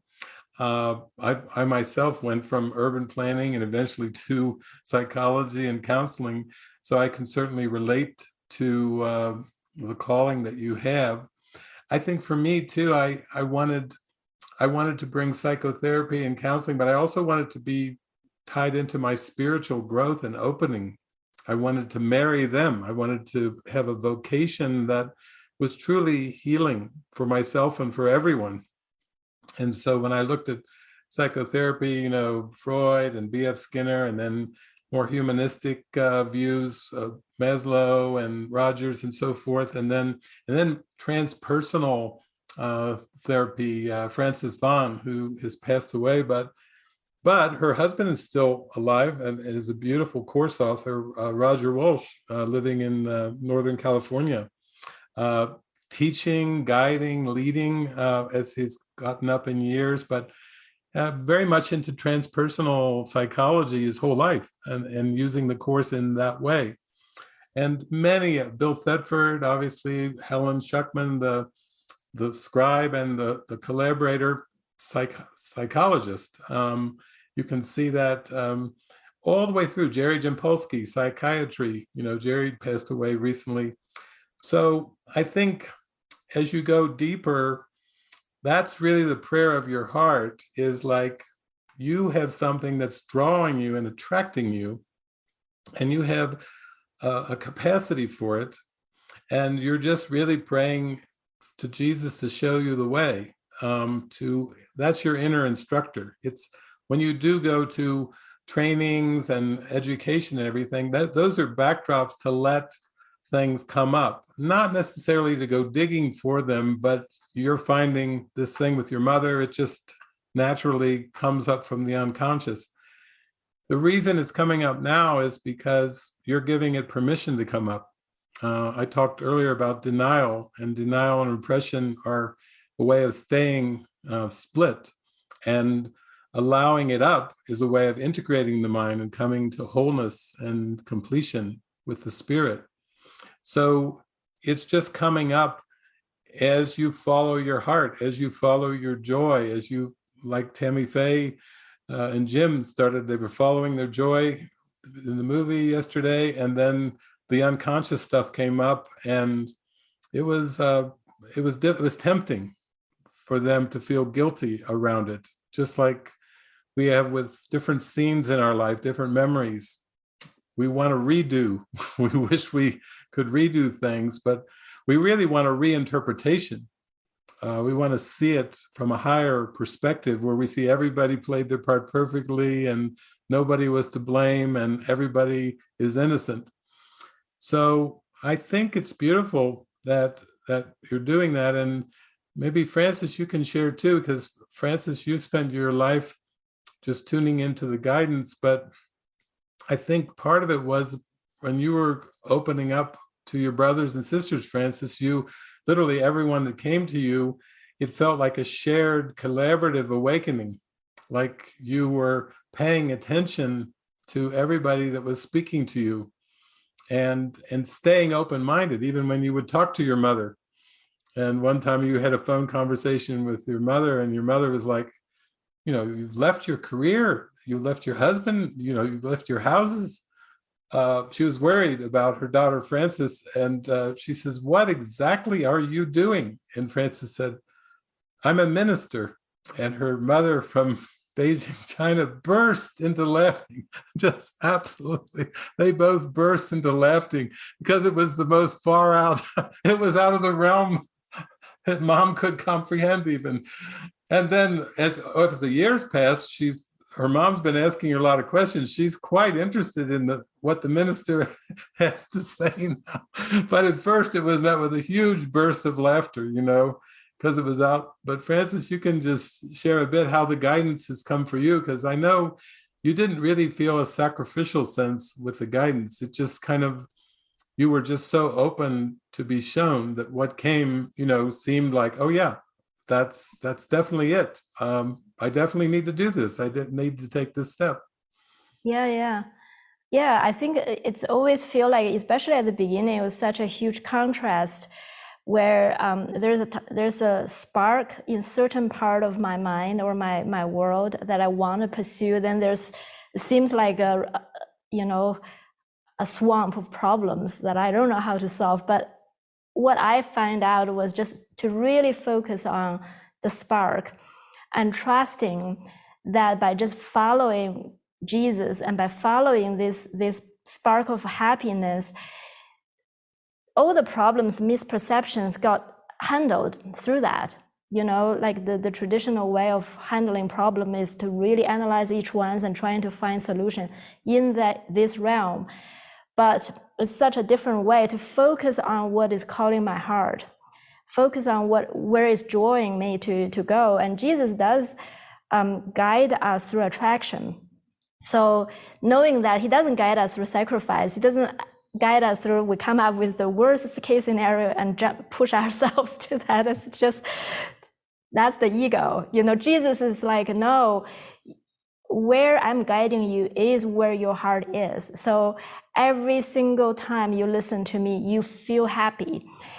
And that's totally true. So I started to really feel, oh my God, my heart is opening. So I'm going to go and trust him just by going, just by saying yes. The lesson will be learned through that. And then when it comes down to specific listen and follow and prayer, I think I find out that I hear the guidance the clearest when I am most clear about the goal. So sometimes, you know, at the beginning, I always say, is this, which way do we go? Come on, I don't hear anything. But I never really ask, what am I asking about these options for? But over the time, I find out that what has changed in my own mind is I know I want peace. So I always say, okay, I'm wanting peace now. Peace is my goal. What would you want? ask me, what would you guide me to do? And when the peace is chosen, the steps is very, very clear. No, not wishy-washy, not, there is no doubt in my mind. I can hear very, very clearly. So that's like going through different phases for me to really find out, oh wow, always choose peace first. Then the steps follows. Decision is made for peace and for God first. Then the steps follow, because the steps are helping me to achieve peace. If the goal is not clear, then the steps is like, because Jesus said, I have heard your call and I have answered, but you have not heard me because you don't want only this. And but as you look within and as you follow me, you will know that you do want only this. So what he is saying is, if you just follow me whenever you can, you will start to feel this confidence inside that this is truly all that I want. And as I become more and more certain in my heart, peace is what I want, this is all I want, then I do hear only him. So this is like his way of saying purifying our desire, purify our desire, and guidance is a way to achieve that. Yeah. And the part about asking too is in you mentioned the psychotherapy pamphlet that Jesus gave, which is so helpful.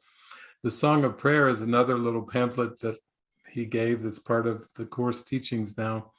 And basically, Jesus was saying that when you believe in the ego, you believe in lack, because the ego is lack by definition. And because you believe in the ego, your prayers are also determined by asking for things.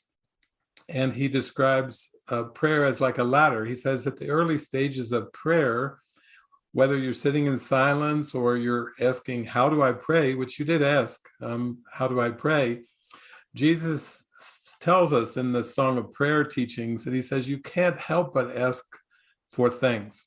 So don't try to just say, oh, I feel bad, Jesus, I shouldn't be even asking for things. Yeah, it's like saying I shouldn't have an ego. That's like saying I shouldn't have to ask. I should be more like the Buddhist or the Eastern ones. Just sit in my lotus position and sit in stillness, and then if there's anything to be told to me, tell me. But I shouldn't have to ask for it. Jesus is saying, no, when you believe in the ego, you believe in lack, and you will ask. And you will ask for things and specifics initially, and that's perfectly fine, Jesus is saying. He's very practical. He knows he's going to reach us right where we are. So he knows, those are the questions we have. We're going to have some real specific questions for Jesus. And he's like, very good. Even with Helen Schuckman, the scribe of the course, she's working a job as a research assistant, working for Bill in Columbia Presbyterian Medical Center as a research psychologist. She's got a husband, Louis, who she wants people to call Jonathan instead, because she doesn't want his sins to keep him out of heaven.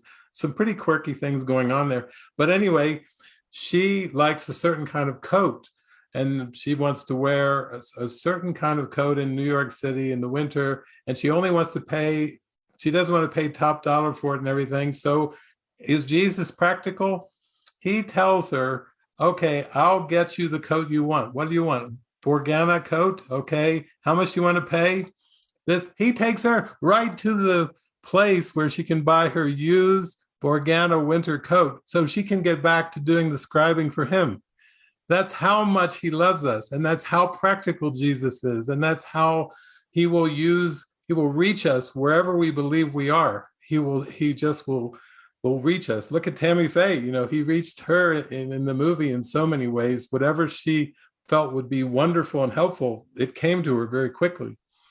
And so I would say that don't try to shut the process off at all by thinking I shouldn't ask. No, you can follow your heart, follow your spark, like Francis was saying, follow your joy, And then when you have things that seem to be needs or things that you feel would be very helpful to you, then ask about them and just be open to receiving a specific answer about your specific prayer. Maybe it's a bumper sticker, or maybe it's a song on the radio that gives you the answer, or maybe it's a friend that calls and shares something with you and you go, aha, oh, I just prayed for that. But stay as open-minded as you can and realize you're not doing anything wrong at all. Even when you sit in stillness, you're just doing it to your capacity. There's nobody judging your meditations. There's nobody judging your prayers. To be able to relax and stay open to that, then you ask what's really on your heart, and then you stay open to receive the answer. So you're doing great. You know, what a fun time, new career, and now you're just here gaining some tips and some insights on just how to enjoy it and relax. Yeah. Thank you, Jody. Okay, Chiquita is back. And I saw your little boy there. Yeah, he is with me. Hi. Hi. He's actually now with my husband, but he loves to come in and see. He's actually, it's so interesting. He doesn't know English, but he loves listening to you. He definitely feels the energy. He's very highly sensitive and doesn't like too many people, but he was just standing and watching you. I could feel he was enjoying this. And thank you so much for the guidance on Friday. That the light that you shared, it will stay in my heart forever, really, because despite of this seemingly impossible situation, I can really feel so much more peaceful about just being in the moment and trusting. It was such a huge confirmation for me. I'm so grateful. It's amazing. For today, I actually had a question. As you mentioned yesterday, about that God did not create form. And I've read that in the course as well, but it just reminded me of the question I had for a long time now. And this is definitely one of the greatest ego traps or the blind spots. I'm sure I have many more, but it's about nature. I love nature, and I'm so, when my life is so intense, I often feel nature is the only place where I feel heard, understood, and loved without saying anything. It's just this wonderful energy.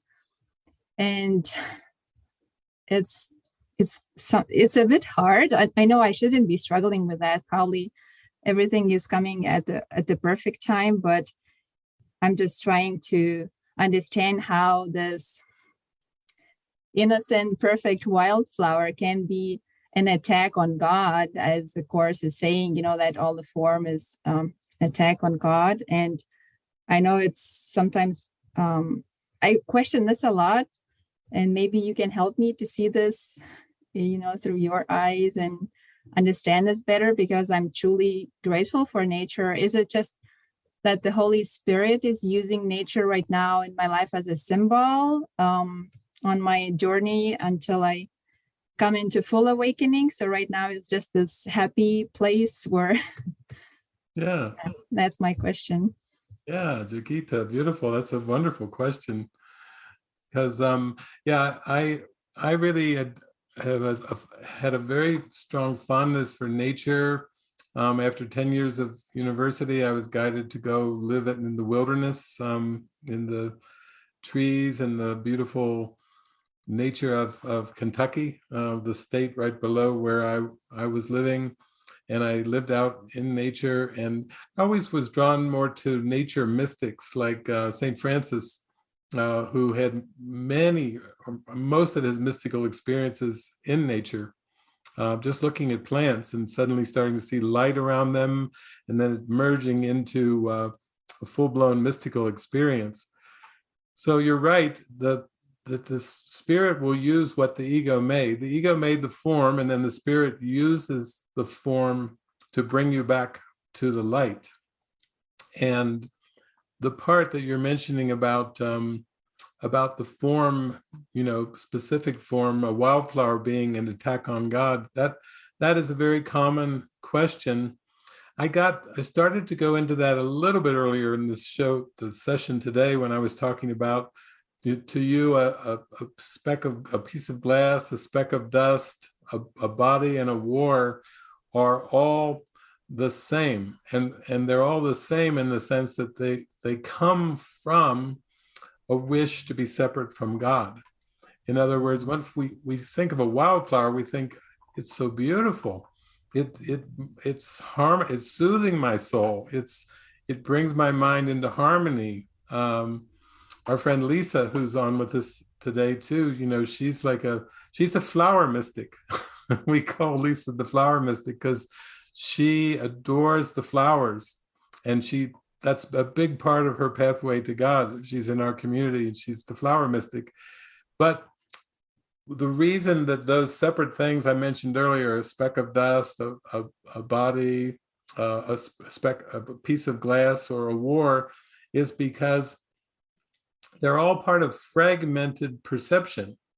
So the symbols need to be used by the Spirit to bring us back to a holistic way of looking at the world beyond the pieces. Even in this world, we say the whole is greater than the sum of the parts. And something resonates in us. Ooh, I like that. I like to feel the energy, the vibration of the whole is greater than the sum of the parts.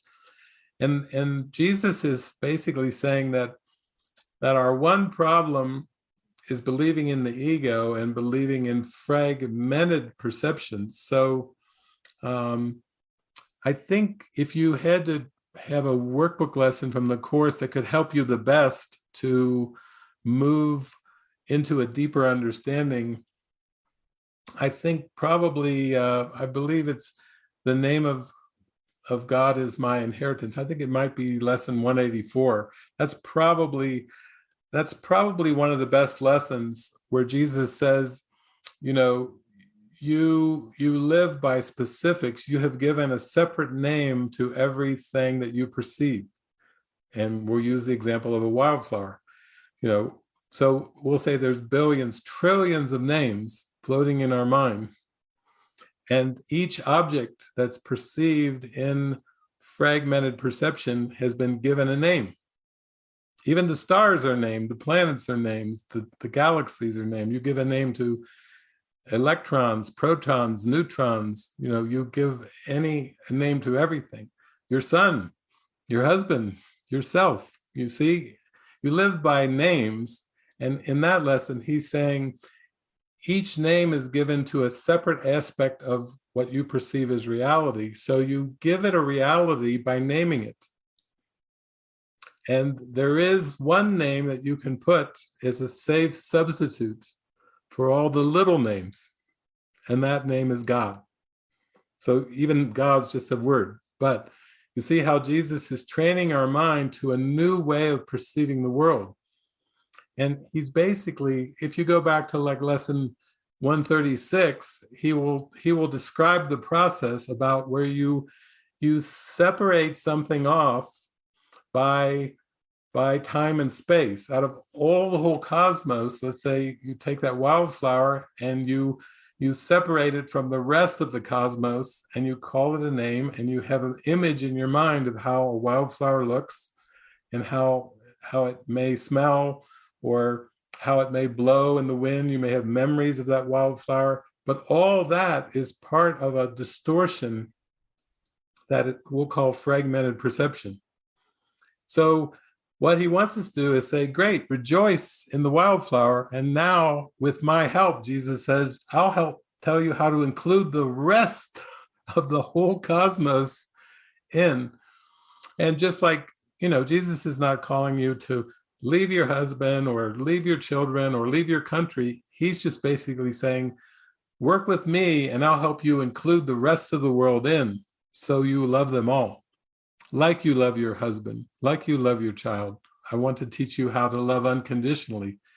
And as you appreciate the wildflower, I want you to appreciate everything else in a holistic view that doesn't fragment, that it's a different way of looking at the world. It's still an illusion. Even the happy dream or the unified perception or the quantum field, I call it in science, is still an illusion. It's still a little bit of a misuse of energy, because there still seems to be a form to it. But the more you go to the essence of the energy beneath the form, the frequency, the vibration, then you come toward the light. You see, you're coming, the more the vibrations, which come towards light, it's very fast vibration, so to speak, that's reality. And what seems to be the slow, dense objects and images, they're just vibrating at very slow rates. And they don't really have anything to do with reality. But when you give them to the Holy Spirit, you can enjoy it. And I certainly have enjoyed nature in my journey of these last 36 years. I have really enjoyed nature. I think I enjoyed it so much that then Jesus started taking me into cities, into Paris and London and New York and Los Angeles. And when Francis and I first went to Beijing, they picked us up at the airport, and we were in a car driving in Beijing, and these Chinese friends that had picked us up, they turned to me and they started apologizing right away. And I was like looking at them, and they were saying, "We're so sorry for the sky." I said, "You're sorry for the sky? Talk about taking responsibility. We're sorry for the pollution. We're sorry for the gray sky. You come all the way to China and you have to look at the gray sky."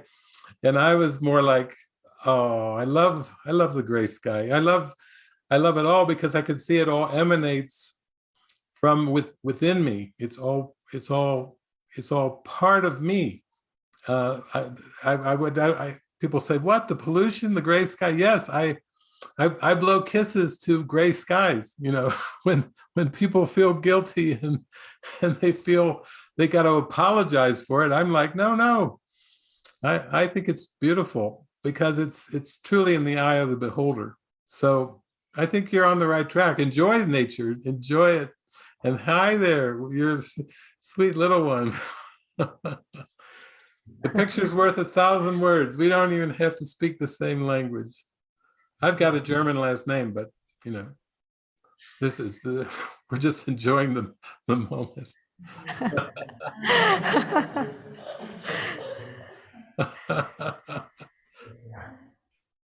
Thank you. Sweet. Esther. Thanks, David. You touched on a lot of content that would answer the question, but I still feel guided to ask the question. I'll start off first with the I'm being trained through the course and Alan's help to choose a purpose over the images and identifying with the confusion that arises from not holding a unified purpose. And what seems to be a thorn is the belief that something will happen to Alan, who's helping me so much with the metaphysics and having a genuine experience of laughter through the confusion, that his body will disappear, or anybody in my family will disappear before I'm ready.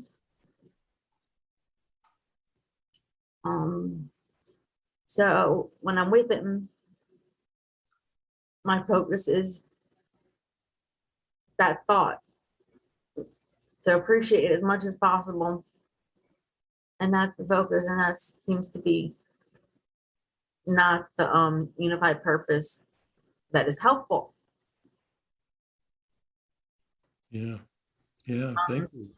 And I just wanted to say that well, I guess that's enough. Yeah. Thank you. Thank you, Esther. Yeah. I know I've said sometimes that Jesus says in the Course that you have many crazy or insane beliefs, but perhaps the strangest of all your beliefs is the belief that you can lose the ones that you love. And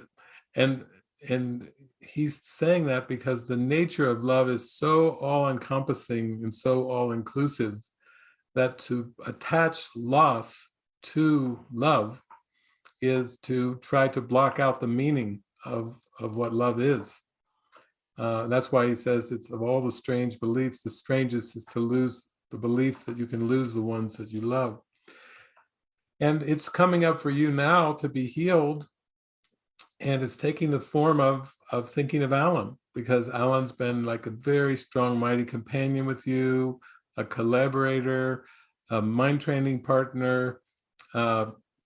He's helped you metaphysics. He's laughed with you even when it seemed confusing or insane. He's able to bring the laughter. So you're just appreciating all the gifts that Alan has given you. And then the ego is coming up saying, yeah, that could be gone.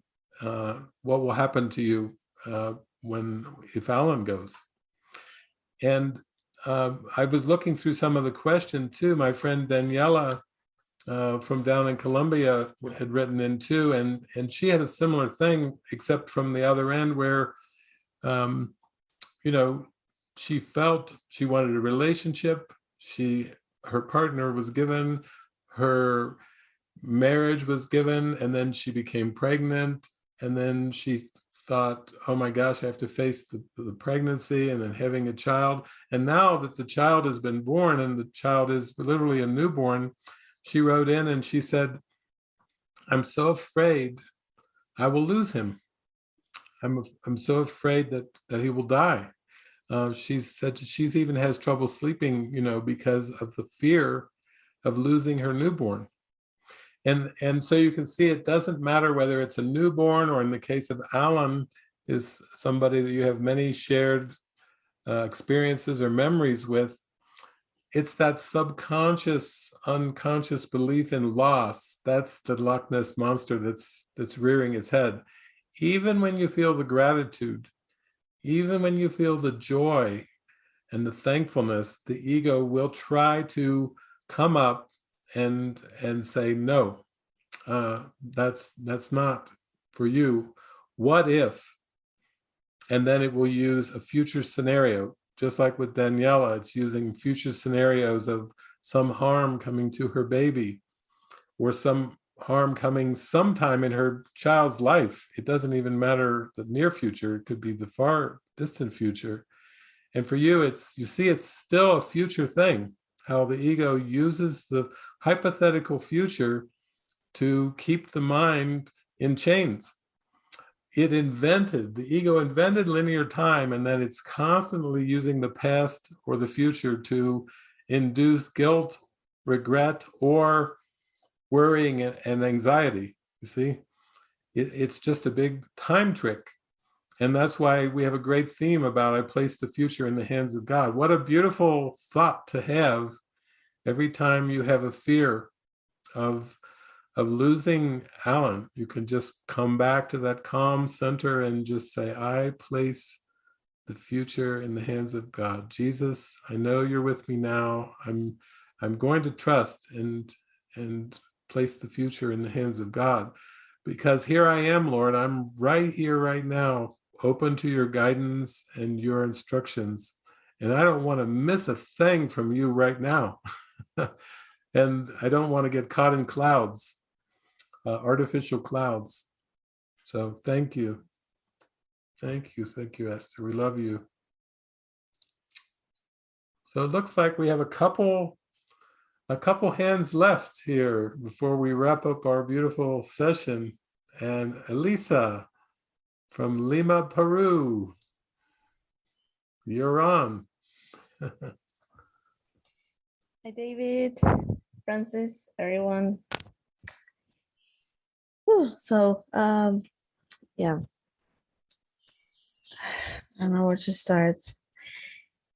Yeah, about putting our futures in the hands of God. It sounds beautiful, but it also brings up,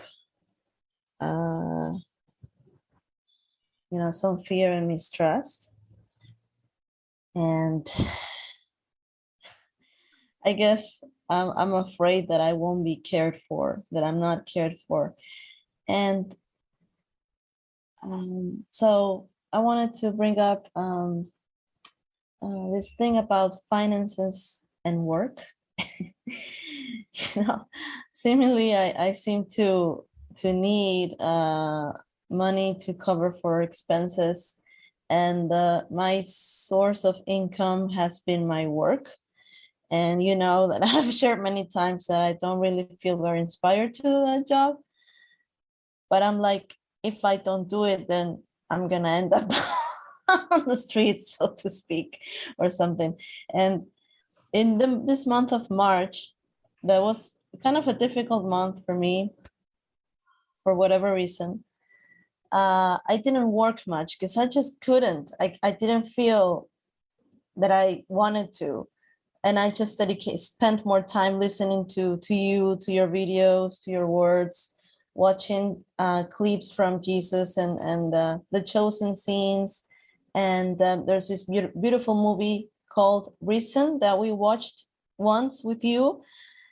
Oh my gosh, the second time I watched it, I cried a river, but it was not out of sadness or pain. It was more like, oh my God, I just want to be with you. Like that Jesus, I really love that Jesus. So I cried a river. I really loved him. Yeah, that Jesus for me is Jesus. It's like, oh my God, I just want to be with you. And I cried and cried. And then the third time I watched it, I also cried a lot. I was by myself when I watched these movies. And oh my God, it was like, oh, please, I just want to be with you. And well, I watched those clips and I just didn't feel like working. But now my salary from March, which I'm seemingly going to perceive in May, seems to be very low. So I have no idea what is going to happen in May. I'm afraid, I don't know.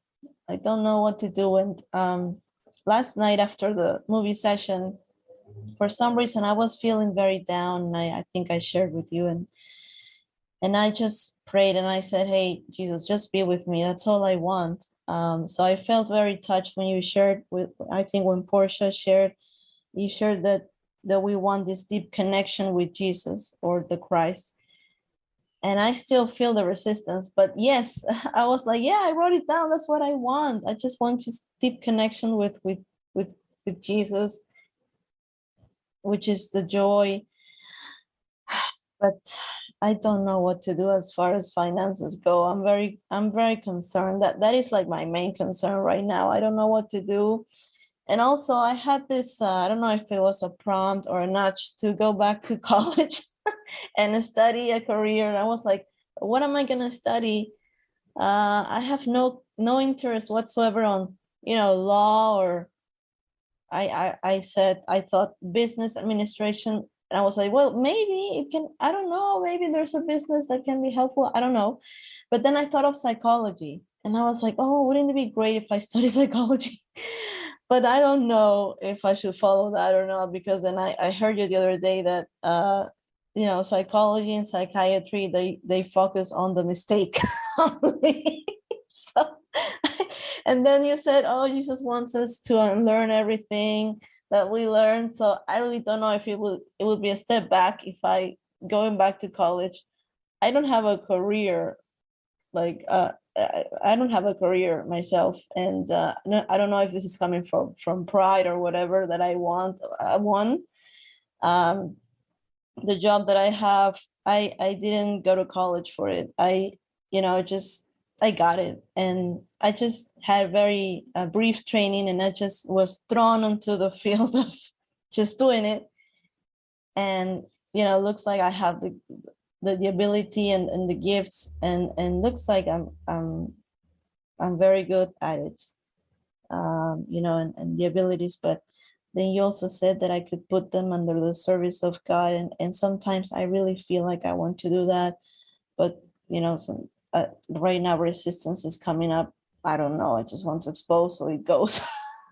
Because I think, it's the ego trying to deceive me and blocking the joy and the happiness. So yeah, that's it about the career. I don't know, what would you tell me? And then finances and sorry, I'm having insomnia these days. So today it was 6:30 a.m. and I still hadn't slept.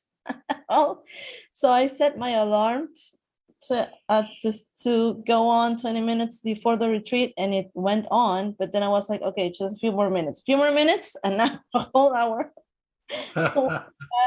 So I came on the retreat an hour later, late. So maybe, I don't know, I missed. I'll rewatch, but Yeah, I love your transparency. You're the only one that's come onto our retreat and told us you put the snooze on us.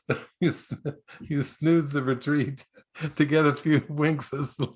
Now that's transparency. I love it. Also, when you're talking, I'm thinking, I think I remember a question coming in, and you're bringing up another question.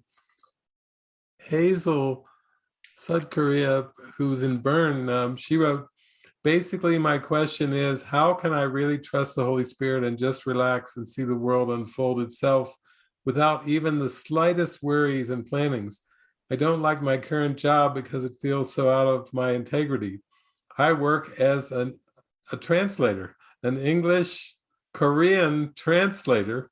That's your job. You're a translator.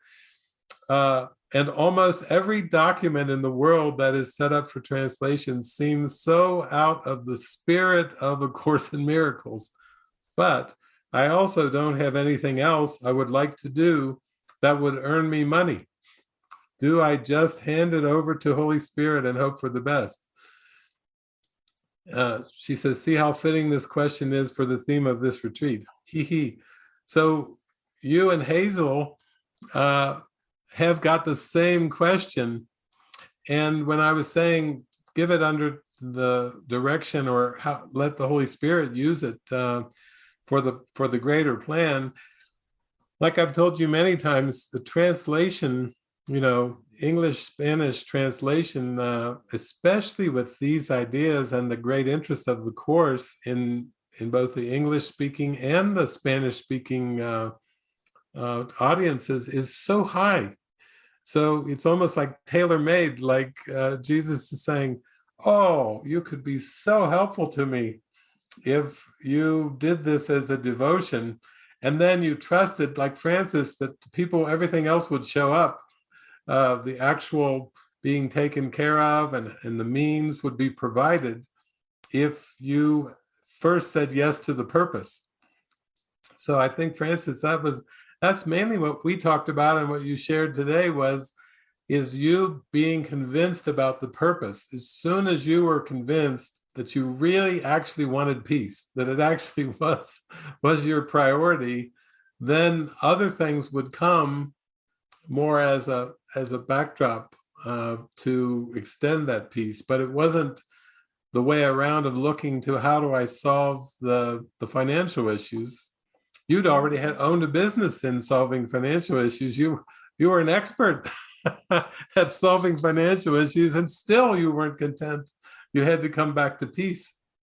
Yeah, that's just bring up more fear. Actually, the total opposite of feeling secure, thinking having a balance in my bank statement will bring me security, and then I realized is what happens is this fear of loss was piling up the more I have. So it's like, whoa, how is that not giving me any security? I thought this will solve the security issue. But I heard the same thing about, as you were talking, I heard like a translation, because that is such a important part to letting the skills be used to let the Spirit's message pour through. It's gonna, because I heard as well, like you're yearning for spending time with Jesus, to know Jesus. That is what I heard more strong than any other things that you talked about. And I feel that's Jesus' desire too. So this is the matching. Spend all the time with me and watch everything else being taken care of. That's actually what I did at the beginning. I traveled to China with David and translating purely as a translating, but serenading my mind with the words that's speaking out of my own mouth. And David is just like, wow, what an introduction to spending time with Jesus. Yeah. Yeah, before that trip and the invitation, you were just so willing to do it. Not that you had lived in China for many years, not that you were all brushed up and feeling like you were a professional, competent translator. You were just like, I'm willing, but Jesus is going to have to do this. Because when you lived in China too, in Beijing, you grew up more in a atheistic family, very business and upward mobility oriented. So you were familiar with those words, but not really familiar with Chinese Mandarin words in the kind of ideas that come through my mouth. So you see how willing she had to be to go up and sit in front of 225 people in a room in Shanghai we had translators there, but at the beginning, it was like over 100 people in Beijing, and just to give herself over to the translating task without having a vocabulary really that was geared up for that particular kind of translation. So that just shows the willingness. That's really what it takes, is the willingness. Yeah. Thank you, Elisa. Love you. Hope we planted some nice seeds there. So come May, you can be having those flowers pop in your mind of all the possibilities, the seeds starting to burst forth and into fruit. And then just follow the fruit. Follow the fruit. Okay, thank you. We see Bhavna is our last hand, and there she looks like you're in a vehicle there. How lovely. You're remote. You're with us remotely today. Yeah. Hi, David. Hi, Francis. Hi.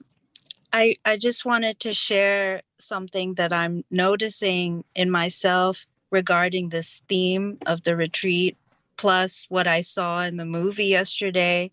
And that is my tendency to want to manage my awakening or my spiritual path. And I always think that I can make it better. Like if there is some inspiration, coming through, then I'm like, oh, well, let me just take some like San Pedro and take this to the next level, which is like psychedelic medicine. And I think I can make it better. And it reminds me of the scenes in the movie where they were inspired by, a calling, and they were like, yeah, but let's just really go after the donations and let's take this to the next level. They were mixing ego, ambition. And for me, like when you talked about ambition yesterday, David, that's the issue. I'm like, I don't understand what like my ambition that the ego's pushing me on the spiritual path is actually for awakening. So I don't understand why the ego is doing that. Like, what is its ambition if I'm pushing myself so hard? And I'm like, I feel like I'm so aggressive on the spiritual path. Like, and even we drew some Holy Spirit tarot cards in the mystery school, and I got the one Gentleness, and I thought it was very fitting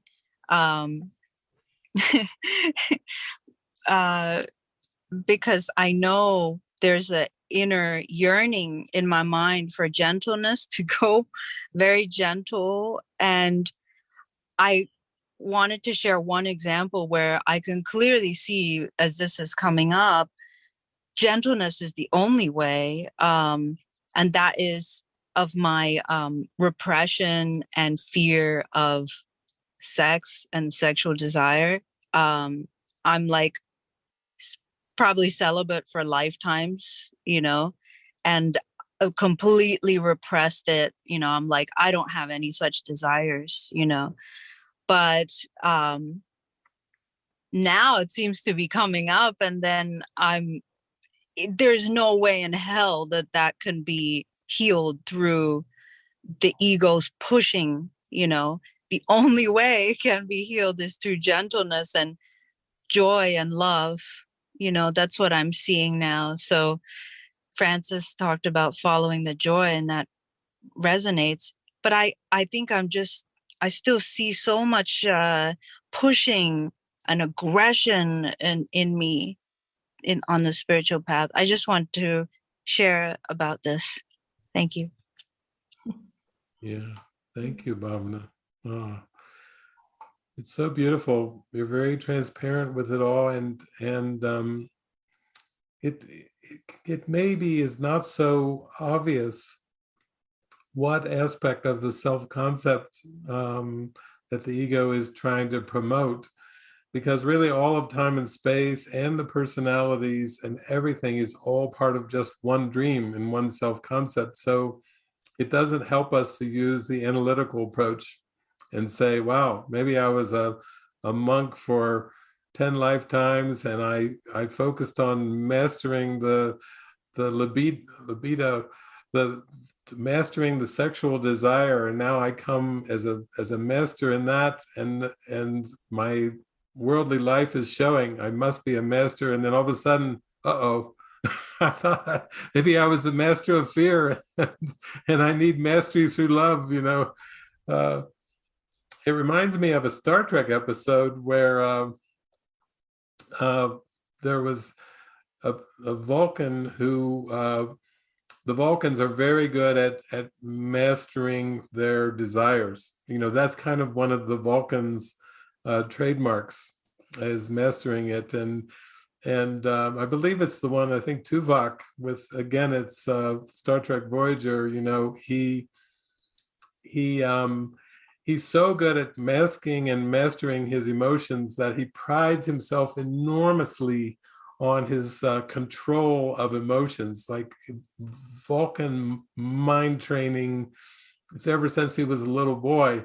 And then they have some guy that comes on there and he murders somebody on the ship. And so Tuvok has to work with this guy on anger management. But the reflection of this murderer on the ship brings up Tuvok's rage. As good as he was, as much as he had mastered the rage and the anger, when he sees what this guy has done, it triggers him like nothing he's ever seen. And then Tuvok himself, the great master of murder, so to speak, the master of the fear, gets rageful. He himself gets murderous. And that's why, we start to realize how powerful the teachings of the Course really are, because even the events of the Oscars, which Francis got to watch live, where it seemed like Will Smith got right out of his chair and as a reaction to a joke, came up and just hauled off and smacked one of the co-hosts, Chris Rock. And it was interesting because Tyler Perry and Denzel Washington came to try to talk to him and comfort him immediately. And one of the things that Denzel Washington said to Will Smith right after it happened, just to comfort him, and he said, just when you reach your highest moment, that's when the devil will come for you. When you reach the highest moment. And it's kind of like when we reach the highest moment of what we could call mastery through fear, or ego mastery, or whatever, like a pride, almost like a spiritual pride in being a person who is so above these desires and things, Denzel was saying, that's when the devil will come for you. That will be, the devil will try to slip in through the pride and destroy everything. And we saw it a bit with Tammy Faye and Jim. It was a very strong temptation, but they didn't recognize it. He felt he was a builder for Christ, and he started to equate donations and contributions and building a Disney World, a Christian Disney World, and building more satellite, reaching more countries. The ego businessman in him started to rise up, where clearly Jesus was always saying, I have to be about my Father's business, meaning I have to be about God's business, which does not involve reciprocity. It doesn't involve, give and take. It involves giving, purely giving without any expectations. That doesn't fit into the business model of the ego. It doesn't know what pure giving is. It only knows reciprocity and the equations of giving to get. So I think, that's why it's been hard for you to see, is because there's a little bit of a spiritual self-concept that's in there, and the ego is saying, no, this is good. You come, your tradition comes from India. That's number one in the world as far as spiritual saints. There's not the rest of the world combined, the ego says, can't even measure up to the great tradition of spiritual awakening in India, So you see how it will use history. It will try to make that whole thing, and then there's a very subtle spiritual pride that comes in with that. And then the ego will try to follow that up with, I'm your friend. I'm your friend. I'm the one that's with you. And the ego is a death wish. It's not really friendly at all. It's actually quite vicious. It will pretend to be nice, and then it will flip into viciousness, absolute terrifying viciousness. And it's kind of what I think Will Smith went to. In fact, I just read today where Denzel said the devil got hold of him.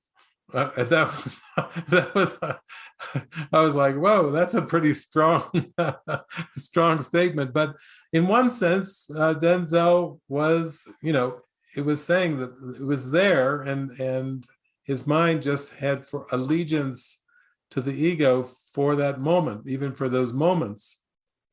And then it seems to be the whole self-concept can come crashing down just from a few moments of being aligned with the ego. And we saw that with Tammy Faye and Jim. It was very subtle, very, very subtle. But that moment when Jim Baker said, I've been had, and when Tammy Faye said, how could you have trusted those people? There it was.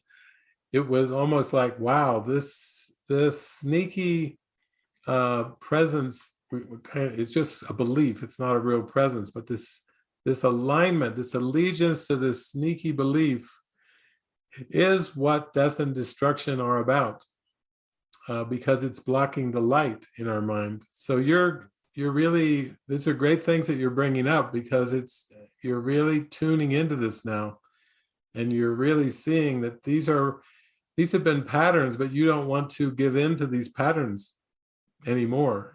As subtle as they are, you're very much aware of those patterns now. So thank you. What a beautiful way to end our retreat. That's fantastic. Fantastic. Yeah, that's it. That's the wrap, because I think that's what the ego is trying to say. It's all about me. Let me build something, even for the spirit. Build as long as I build something, but the spirit is saying, Jesus is saying, your part is very little. And the ego would feel insulted, like even this awakening journey, how little our part is. We can truly rest. We can truly rest to say, I will step back and let him lead the way. And my part is just to pray and say yes to it. So that is a perfect wrap up for this theme, for this retreat. Yes. So thank you.